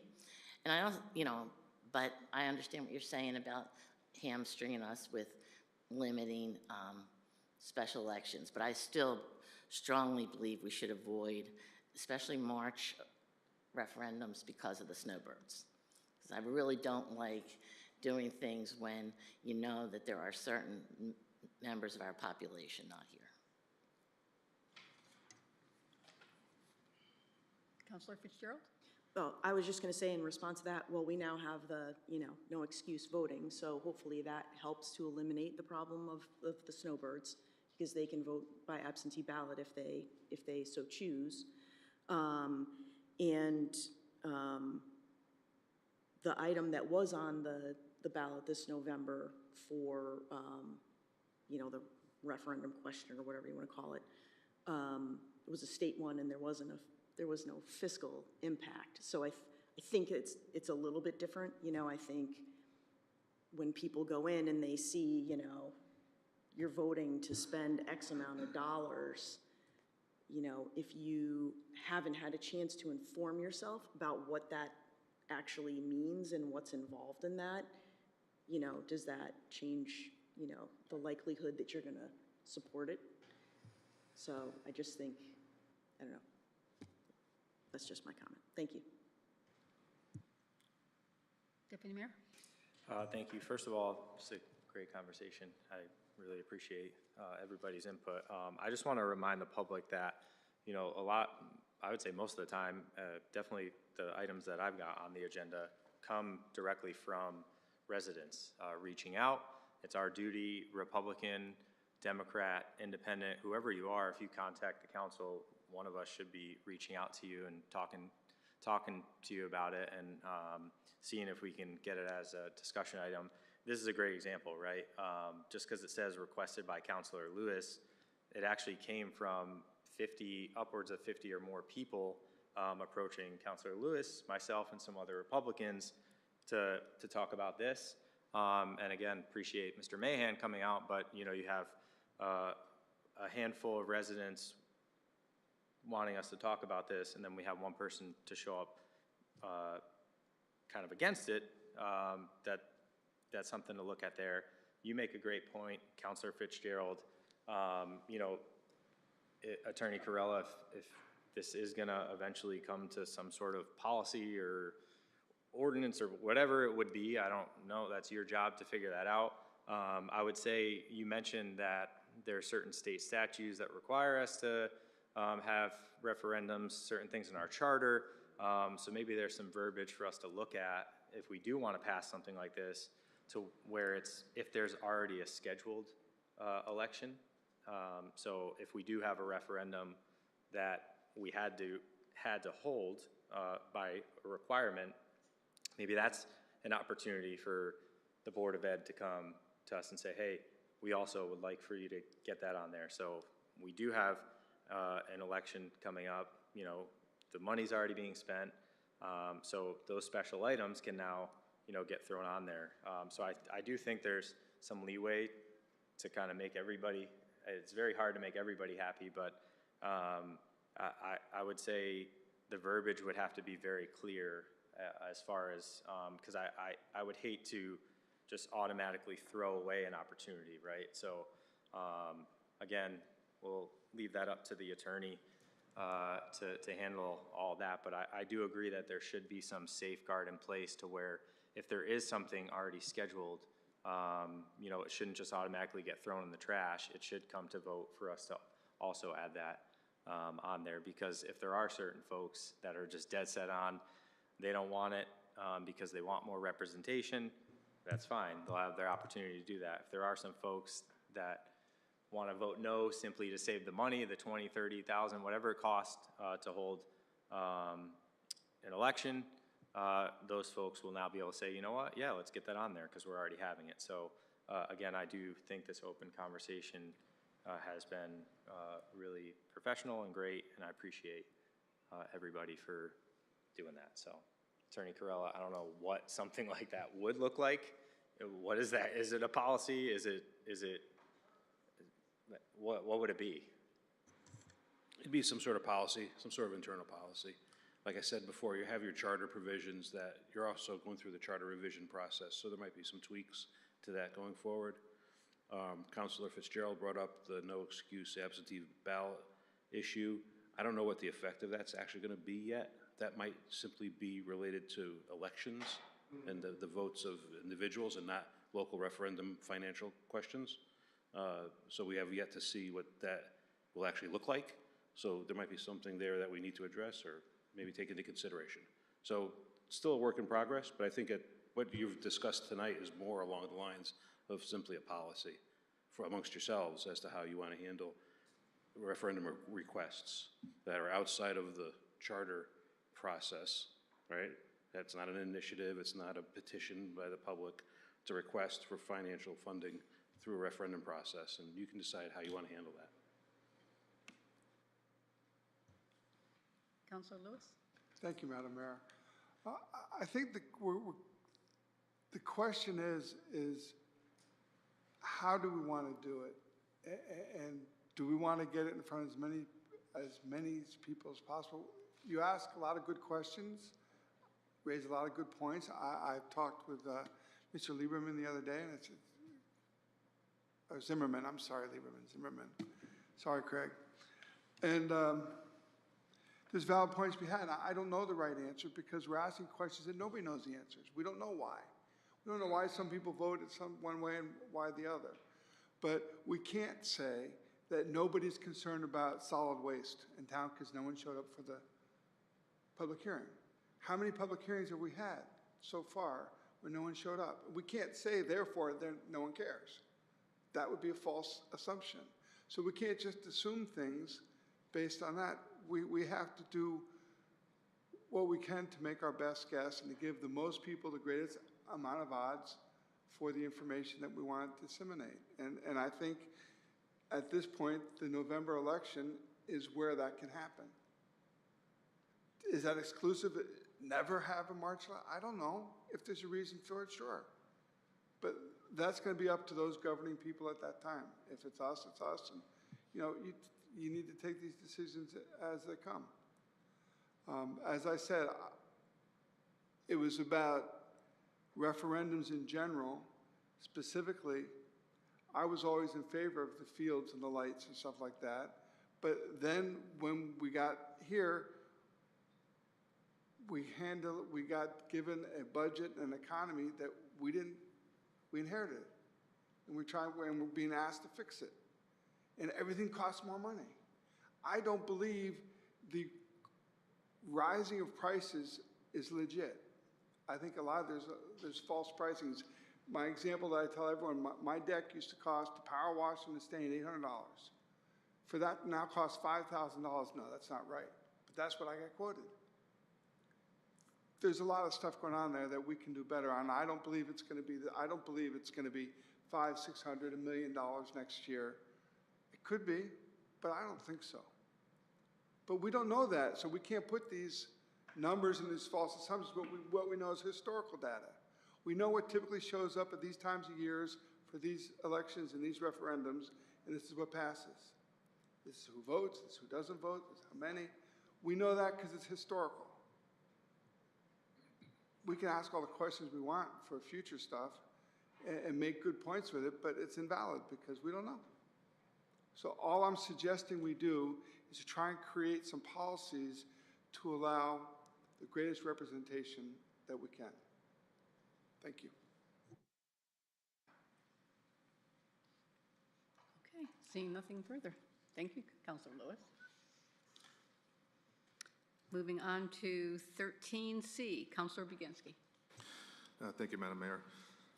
Resolution referring the proposed crosstown trail project to the South Windsor Planning and Zoning Commission pursuant to Section 8-24 of the Connecticut General Statutes. Whereas any plan to expend funds to develop downed properties must first be submitted to the South Windsor Planning and Zoning Commission for a report pursuant to Section 8-24 of the Connecticut General Statutes. Be it resolved that the South Windsor Town Council hereby refers the proposed crosstown trail project to the South Windsor Planning and Zoning Commission pursuant to Section 8-24 of the Connecticut General Statutes. Okay, we have a motion, we have a second. Any discussion? Seeing none, all those in favor say aye. Aye. Opposed? Seeing none, motion carries. 13D, Councilor Baginski. Thank you. Resolution authorizing Town Manager Michael Maniscalco to execute and deliver any and all documents deemed to be necessary or appropriate to the State of Connecticut, Department of Emergency Management and Homeland Security on behalf of the Town of South Windsor for the 2024 EMPG grant. Resolved, or be it resolved, that the South Windsor Town Council may enter into, with, and deliver to the State of Connecticut Department of Emergency Services and Public Protection, Division of Emergency Management and Homeland Security, any and all documents which it deems to be necessary or appropriate, and be it further resolved that Michael Maniscalco, as Town Manager of South Windsor, is authorized and directed to execute and deliver any and all documents on behalf of the South Windsor Town Council, and to do and perform all acts and things which he deems to be necessary or appropriate to carry out the terms of such documents, including but not limited to executing and delivering all agreements and documents contemplated by such documents. We have a motion, we have a second. Any discussion? Seeing none, all those in favor say aye. Aye. Opposed? Hearing none, motion carries. Moving on to 13E, Councilor Fitzgerald. Resolution amending a previously approved resolution appointing John Stengel as a member of the Zoning Board of Appeals. Whereas the Town Council resolution dated February 6, 2024 incorrectly appointed John Stengel as a member of the Zoning Board of Appeals, and whereas the nomination form appointing Mr. Stengel nominated him as an alternate member of the Zoning Board of Appeals and not a full member, Be it resolved that the Town Council hereby amends the previously approved Town Council resolution and appoints John Stengel as a member of the Zoning Board of Appeals with a term end date of November 30th, 2025. We have a motion, we have a second. Any discussion? All those in favor say aye. Aye. Opposed? Hearing none, motion carries. Moving on to 13F, Counselor Carey. Resolution authorizing the town manager to.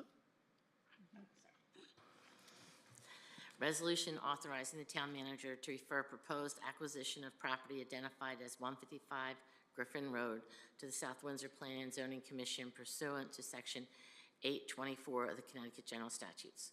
Whereas Albina Belizaris owns an 18-acre parcel of land which abuts Rye Street Park, known as 155 Griffin Road, South Windsor, Connecticut, and whereas Albina Belizaris has offered to convey said property to the town of South Windsor for open space, and whereas the town of South Windsor is desirous of adding said property to its current inventory of open space, now therefore be it resolved that Town Manager Michael Maniscalco is authorized to refer the proposed acquisition of 155 Griffin Road to the Planning and Zoning Commission pursuant to Section 824 of the Connecticut General Statutes. We have a motion, we have a second. Any discussion? Any discussion? All those in favor say aye. Aye. Opposed? Hearing none, motion carries. Moving on to 13G, Counselor King. Thank you, Madam Mayor. Resolution setting a time and place for a public hearing to receive citizen input on the potential purchase of open space located at 155 Griffin Road. Be it resolved that the South Windsor Town Council hereby sets Monday, December 16th, 2024 at 8 p.m. in the council chambers of the South Windsor Town Hall, 1540 Sullivan Avenue, South Windsor, Connecticut, as a time and place for a public hearing to receive citizen input on the potential purchase of open space located at 155 Griffin Road. Okay, we have a motion, we have a second. Any discussion? Seeing none, all those in favor say aye. Aye. Opposed? Hearing none, motion carries. Moving on to 13H, Counselor Carey. Resolution adopting the budget policy statement for fiscal year 2025-2026. Whereas the South Windsor Town Council, in preparation for the upcoming budget, would like to establish a budget policy statement, and whereas the policy has been presented to the Town Council for their review, and whereas the budget policy statement for the town of South Windsor will give direction to all town departments and Board of Education as they formulate their budgets. Therefore, be it resolved that the South Windsor Town Council hereby adopts budget policy statement for the fiscal year 2025-2026 budget as shown in attached Exhibit B. We have a motion, we have a second. Any discussion? Counselor Carey? No? Yes, no. Sorry. So we did have one slight change that we wanted to make. Sorry. Just had it out.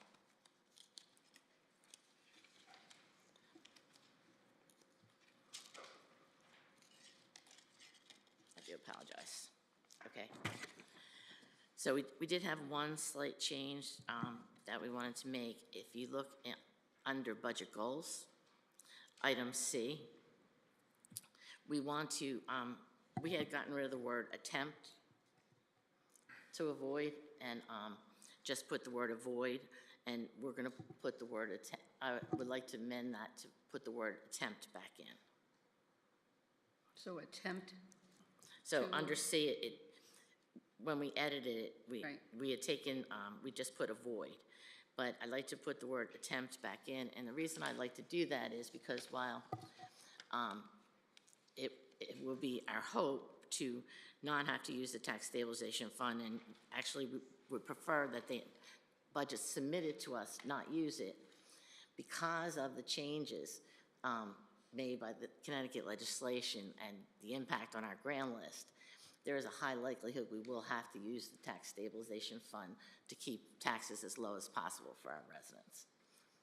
So when we were doing this, we really don't want budgets coming into us to have the tax stabilization fund in them, but we recognize that as a council, we are likely to have to use the tax stabilization fund. So what you're asking is you don't want the town manager to use it ahead of time before we get it? Correct. So, or the board. so can we, I don't mean to jump in, but, can we just talk about that as an idea? Because I do want to make sure that we all understand, without using any tax stabilization fund after this year, using, I think, what was it, 2.5 million? We're probably talking about a 0.73% increase in the budget right off the top, if we don't use any. Right, what I'm In saying. terms of what I would be submitting to all of you. What I'm saying is that the tax stabilization fund last year the 2.5 million we used was over the entire budget as opposed to just the town's operating budget. So the budget that I submit to all of you is the entire budget. It includes the general government, capital, Board of Education, and it also includes the other side of that, which is the revenue side and everything else. So, I mean, typically the budget that I submit to you is the complete budget, and I just want to make sure that we're all on the same page, that that budget coming to you, if I do not use the tax stabilization fund as a revenue source, will have a 0.73% increase in it. I just want to make sure everybody understands that. We recognize that we will have to Okay. use tax stabilization fund at the overall budget. We're really focused on like the municipal operating budget, like the Board of Ed budget comes in, doesn't have that in there. The capital budget comes in, doesn't have it. As the budgets come in individually, they don't have it in there, and then when we pull them all together, I recognize we'll have to use it. No, you have to understand, you have different parts of the budget, correct? So you have different buckets, and we typically go through this process every year, right? So we have the capital budget, we have the general government budget, we have the education budget, and then we have the revenue side, which is the total opposite side of all of that. So I submit all of those to all of you as my budget. That's my responsibility. So included in my budget that I submit to you is the revenues. So I just want to make sure that everybody is on the same page, that we're talking about a budget coming to you with already a 0.73% increase in it before all of you get it. And the only reason I bring it up is because I have heard complaints from some council members last year that I had a 0.89% increase in the budget when people wanted it to be flat. So there's basically no way this budget can be submitted to you without using tax stabilization funds at a zero, without shrinking services and shrinking the size of the general government itself. And probably your capital budget would take a pretty significant hit, and I don't know what you would want to do with education, but that would be for you to do. So I just want to, well, one, the amendment was to add the word attempt back in. But secondly, we recognize that on the overall budget, we will need to use the tax stabilization fund for this year, especially because of the impact to our revenues from the changes made by the state. So, but what we're looking for is when the budgets are submitted to us, to have them before we see them, before the tax stabilization fund is applied. Because last year, actually, $500,000 was applied on what was submitted, and then we worked to bring taxes down by applying a greater tax stabilization Correct. fund. I typically submitted 500,000 consistent with the policy that the town had in place, because I submit the whole budget to you. So again, like, you've now changed your policy to 2.5 million. You used 2.5 million last year. Most likely what I would do is the same thing with the policy, follow the policy you have in place and submit it to all of you that way. So again, my amendment was to change the word to attempt. Okay? Yeah, I just want to make sure, because the conversation was that you didn't want it submitted to all of you with any of it. So I just want to make sure everybody's on the same page. I think okay, let me see if I can reword this then. What I'd like to do is see the total budget and then the tax stabilization fund underneath the total budget, not embedded in any of the individual budgets. Does that make sense? It's never embedded. Like, I don't know if you're trying to say that it's hidden or something, because it's never been hidden. It's always been pretty upfront. But we can talk about where it is in the budget at a different time. I just want to make sure that, for the record, it's understood that without using tax stabilization, we're going to have a big increase, so we're going to have to use it. Absolutely. Yes, we knew that. Councilor Baginski? Not trying to put words in your mouth, but I think what Council Carey's trying to say. She just wants to see the baseline. She wants to know where net zero is before we start applying different. Yeah, and that's basically a format scenario. Yeah, we can do that. Just so we can get, we know what worst-case scenario is, and then we can kind of pare it back from there. And I know that there was some desire on the part of some council members to see more of what the budget process actually looks like. So this year, what we're planning to do is we will actually have the department head budget that comes to me will actually come to all of you as well. So you'll get to see what I receive in the very beginning, and then I work on it, and then you'll see my version that comes to all of you after. So you'll be able to see all that work.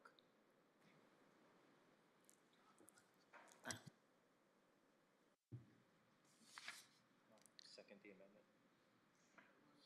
Yeah, you already did. Okay. Oh, Second change. so how's it going to read? Attempt, so you're going to use what you crossed off, attempt to avoid? Correct. Okay.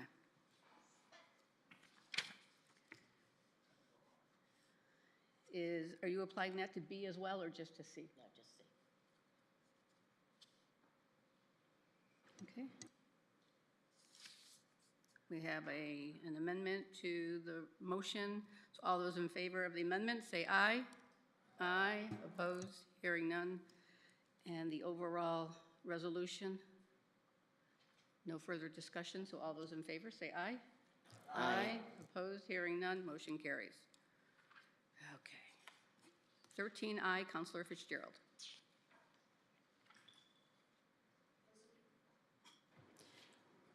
Thank you. Resolution approving refund batch number 7 for 6 refunds totaling $1,623.52. Be it resolved that the South Windsor Town Council hereby approves 6 refunds, the total of said refunds being $1,623.52, and as more fully described in Exhibit C. We have a motion. We have a second. Any discussion? All those in favor say aye. Aye. Opposed? Hearing none. Motion carries. Moving on to item 14, passage of ordinance. Councilor Baganski. Thank you. Resolution to amend ordinance number 189 to create and become a member of the Central Connecticut Solid Waste Authority, CSWA. Whereas the Capital Region Council of Governments, CROG, formed the Central Connecticut Solid Waste Authority, CSWA, Regional Waste Authority, CSWA, in 2010 by statute under CGS Sections 7-273AA to 7-27300 inclusive, to provide waste management and diversion opportunities, programs, and services for member municipalities. And whereas the town of South Windsor, Connecticut, as a voting member of CSWA, adopted the current bylaws and enabling ordinance effective June 21, 2010, whereas the town of South Windsor, as a voting member of CSWA, voted to amend and simplify the current bylaws and enabling ordinance on December 2nd, 2024, and now therefore be it resolved that Article V of the Code of Ordinances hereby amended as attached in Exhibit A. We have a motion. We have a second. Any discussion? Seeing none, all those in favor say aye. Aye. Opposed? Hearing none, motion carries. Okay, moving on to item 15, public input for any matter. Public input for any matter over which the council has jurisdiction shall not exceed 30 minutes. When recognized by the mayor, the speakers shall approach the lectern, give their name and address. Speakers shall avoid personal attacks or impugning or alleging improper motive to any person. The speakers may address the council on any item over which the council has jurisdiction. The speakers shall limit their speaking time to 5 minutes. Is there anyone who'd like to come forward at this time? Mr. Zimmerman.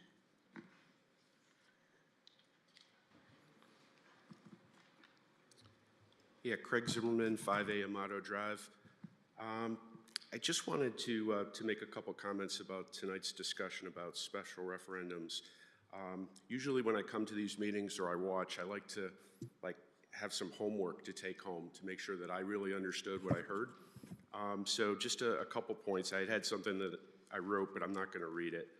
There was a lot of discussion about, well, not a lot, there was some discussion about the fact that only one person showed up today to have the discussion or to participate in the discussion, or one person actually just came to the microphone. You know, it's interesting, and then there was a discussion about we want to make sure that a whole bunch of people show up to vote. The discussion item today was regarding special referendums. I'm going to read that again. Discussion item regarding special referendums.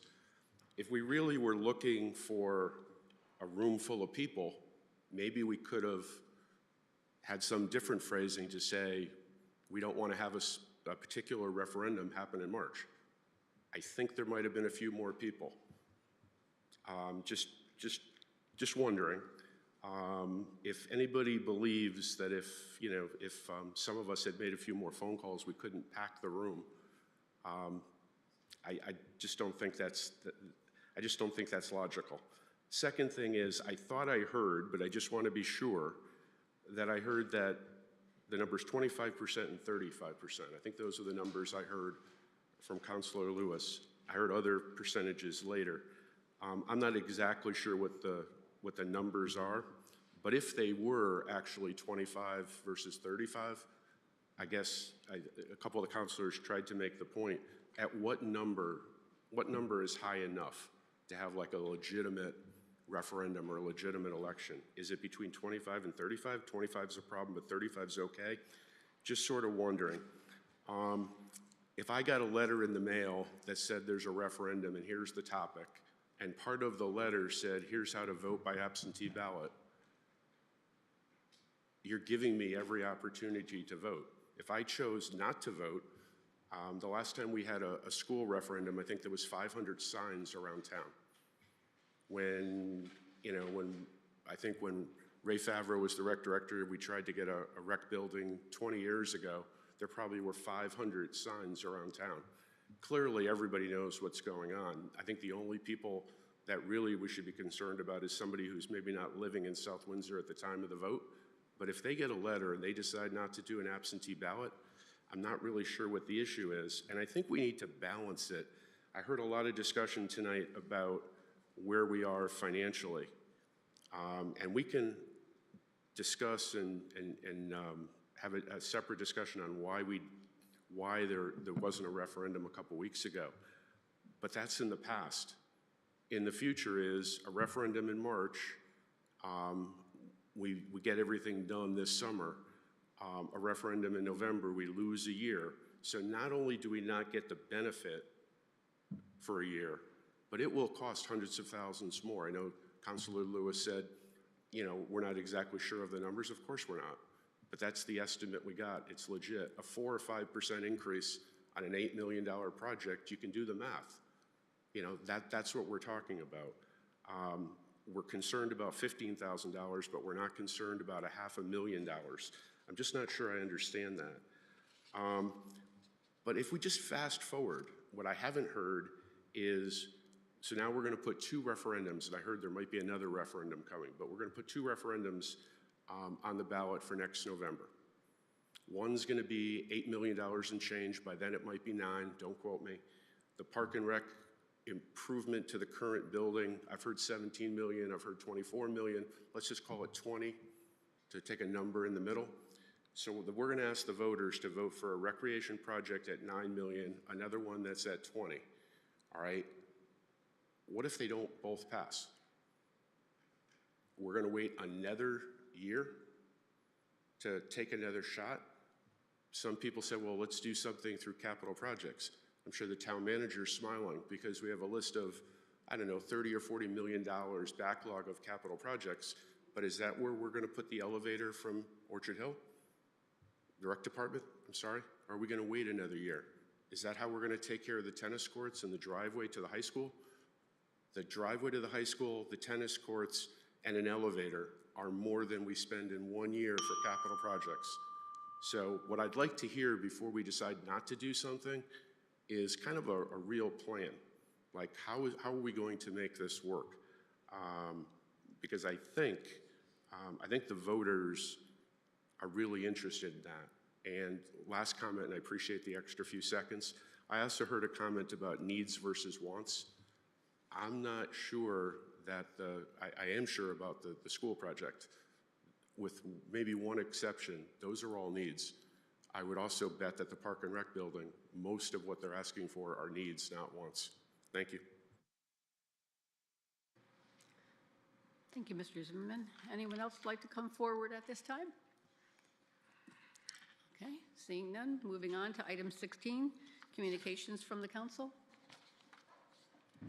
Councilor King? Thank you, Madam Mayor. The only thing that I wanted, I think, two things actually. I hesitate on the second, but why not? So first I wanted to address the number of people as it relates to voting.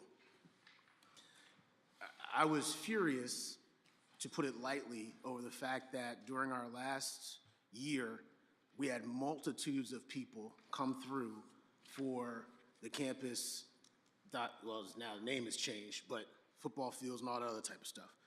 A slew, I mean, every freaking meeting, we had like 30 people in this room that said they wanted it.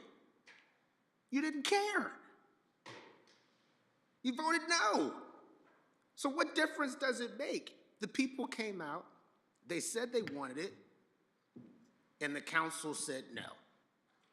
So I'm struggling with that because we went through that process painstakingly, at least for me, for at least 3 meetings where people from the town came through. We had freaking football players from the school come show up and say, this is what it would mean to me. And we still said no. So to hear us up here say we want to do what the town wants, I can't think of the word off the top of my head, but that's not real. And I'm not suggesting anybody's lying or da-da-da-da, but at the end of the day, the town said what they wanted, and we still said no. So to say that that's where our focus is, thank you, Lord, disingenuous at best. So that's the one thing. So I just don't want to misunderstand that piece, because we had people that came through that said what they wanted outside of this whole referendum piece, and we still said no. The other piece that I just need us to really be cautious as a council when it comes to what we believe. There's a lot of things that, and we've talked to a lot of people, and I've heard a number of times, I've probably even said it myself, residents have told me, and sometimes that is very, very true. Sidewalks, I can think that I've said. However, I just want us to be cautious going forward as a council in regards to when things are going our way, or they're not going our way, we want to say what's going to happen if. But then when they go our way, we don't have anything to say about them. What I mean by that is, I think that when we're talking about, I mean, just to say what it is, at the end of the day, we're concerned about how much money we may or may not be spending on a certain item. But we don't know that. And I just want to be clear, I just want us to be careful that we're not, politicizing, and I think Mr. Zimmerman said it much more eloquently than I am doing right now, that we're talking about the difference between 10 or let's just call it 20 grand for a referendum where people can say that they want to do it, as opposed to pushing it out. And this is the last piece that I'll say under this communication piece, because I didn't want to delve into it, because the communication, the discussion was specific to the referendum. And then it came up in regards to the campus and all that type of stuff.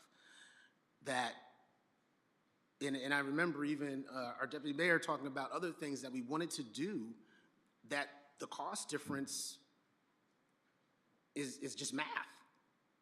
And if we do wait too long, because of whether you want to call it politics or not, in regards to even with this budget, we have a goal. Will we hit that goal? Will we not? I think I've heard you say it multiple times, Councilor Lewis, that we have to deal in reality. And so we might have a goal, and I appreciate what the town manager has said, and, you know, I would suggest to you that when you do put this thing out, and I appreciate what you just said in terms of we're all going to get the budget at the same time, that we even get something that suggests if we do this, X, then Y. You will lose, because sometimes I think that what this all comes down to is information for our residents. If our residents aren't informed, if our residents don't know, then they make assumptions based off the past. Not recognizing the fact that if, and I'm jumping, but it all does come together, if we don't have this, say for example, I mean, well, that's a whole nother conversation. The fact that we don't have these items, specifically whether it's the campus project, and everybody knows how I kind of feel about it because there's certain things that have been left out on it, or the budget, I think it comes down to information. And whether it's a goal, because it's not a mandate, it's just a goal. I would rather see for our residents, if we don't put this in here, then this is what we lose and this is what it costs, and vice versa. I know it will take more time. I understand that. But I truly believe that a lot of the decisions that we make here in South Windsor, unfortunately, are based on past and rainbows, as opposed to what is the reality, even this decision that we just made tonight in regards to the SISWA. That's a big deal. And that's going to come down later. We may not really appreciate it now. But again, and I apologize for being long-winded, I just wanted to make sure I picked the appropriate time to speak on it, that we can't get so caught up in a prime example. If, and I'll close by saying this, if I need to get my brakes done, I can't sit there and say, well, my wife will tell me, she will tell me, get the brakes done. That's life and death. Well, babe, that wasn't part of our budget. We can't afford it. Maybe we should just wait, just for the sake of our conversation, till November. Okay, so you could die because we can't figure out a way to get this money? And I think that that's sometimes how we need to think about the decisions we make as a town. I get it. I was out there knocking, people, taxes, all that type of stuff. But then I don't really believe that people understand if we don't do certain things, this is how it's going to affect you. So I'll leave it at that because I could be more long-winded on it, but I apologize for the time. Thank you, Madam Mayor. Thank you, Councilor King. Okay, I was waiting for your light. Deputy Mayor? Thank you. Again, just for the, I do have something that I wanted to share, but in response to what Councilor King was saying, and for the sake of just transparency and honesty, as somebody who sat on the previous council, I am, and my apologies to you if this never reached you, but the first thing I was approached when I got appointed onto the council was from multiple board members, 2 of whom are in this room, a couple of whom aren't. Hey, we got this field thing, we want to get it going in a March referendum. Would you put your weight behind it? And I said, absolutely, of course. Now, at the time, it was a 6-1 council, and the leadership at the time, and I was in the room when it was said absolutely not during an election year. It's political suicide. So the only person, again, my apologies if that never reached you, and that's probably a conversation you're going to have later on if it didn't get to you. But I was the only one from the previous council to this council that consistently supported that field effort. Now, all of a sudden, now that there's 6 Republicans in charge, again, I voted yes for it. So I actually crossed the aisle. But to me, it seemed like a very political move. Now, all of a sudden, that 3 folks, Councilor Fitzgerald, you weren't a part of that vote, correct? Yeah. So 3 folks that also served with me, that in my assumption, at least one of them was totally against it because it's political suicide, now all of a sudden are getting a standing ovation from the crowd because again, I received that ovation too, because I voted for it. Now it's this big thing, and it seemed like a setup to my counselors on my left. You know, we got to just be more honest. And Mr. Zimmerman just came up and talked about the campus improvement and the driveway. You know, you can, transparency, transparency, transparency. You can go back and watch the very first capital projects meeting after this council was elected. And I brought up, it might not have been the first meeting, I think it was the second meeting. I asked a question to, I believe it was the Board of Ed Finance Director. It really looks like there's the same item on our capital budget as there is in this field improvement, because at the time, the mayor and myself had got a little preview of the presentation, and I said, it looks dangerously close to that same $500,000 or $550,000 safety plan.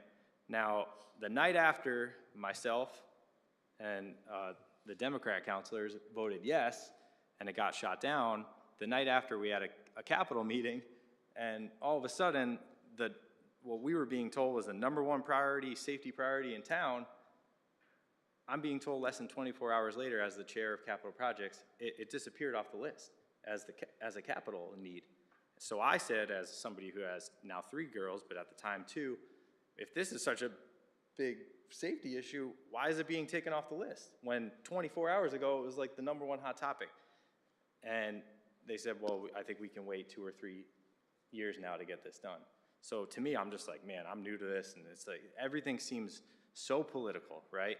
And as a salesperson, as a business guy, and I recommended it to the board, I think people would have responded. Probably one extra person at this table probably would have responded better to people just coming up here and saying, man, we just want a lighted field. We just want fields. We really just want to see if the town would respond to fields. And I think there's something about genuine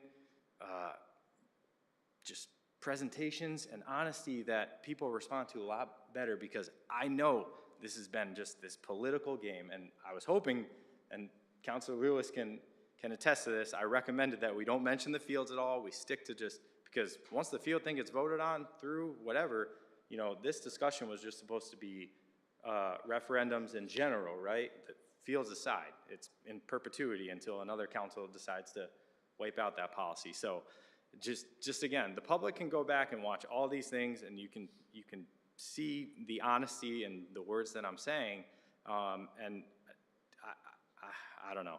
So I get what you're saying. To me, knowing you and sharing meals with you, I'm guessing you probably were never even approached with the previous council for that, but I apologize if you were. That being said, to segue into what I was gonna say, last Christmas, my wife came up with an idea similar to what our church does in the town of Farmington.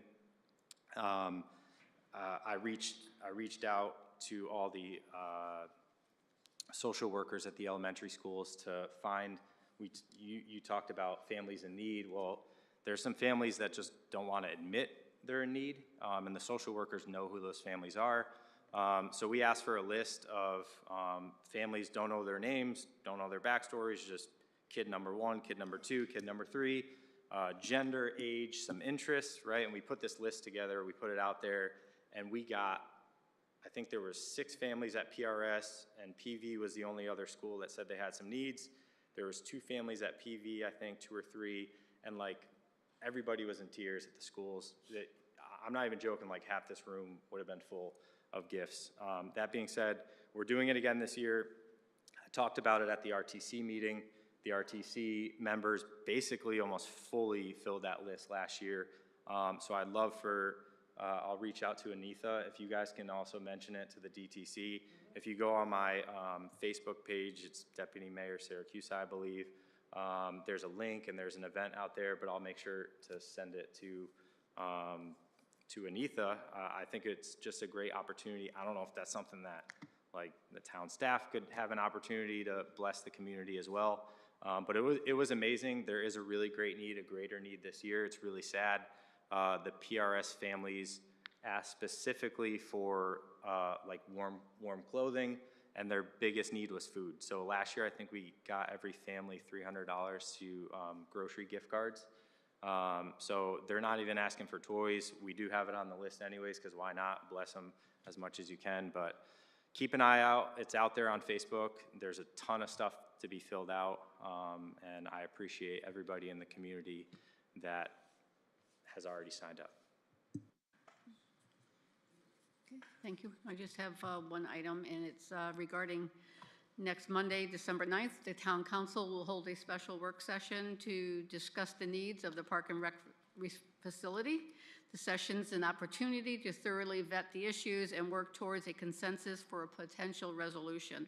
No formal action will take place during this work session, and the Director of Parks and Recreation and the Chairman of the Public Building Commission will be present to answer any questions from the council. The meeting is scheduled to take place at 7 p.m. in the council chambers. So that's all I have. And nothing further? Moving on to, we already had 17, so moving on to item 18, motion to adjourn. So moved. We have a second? Second. All those in favor say aye. Aye. Opposed, hearing none, motion carries. We are adjourned.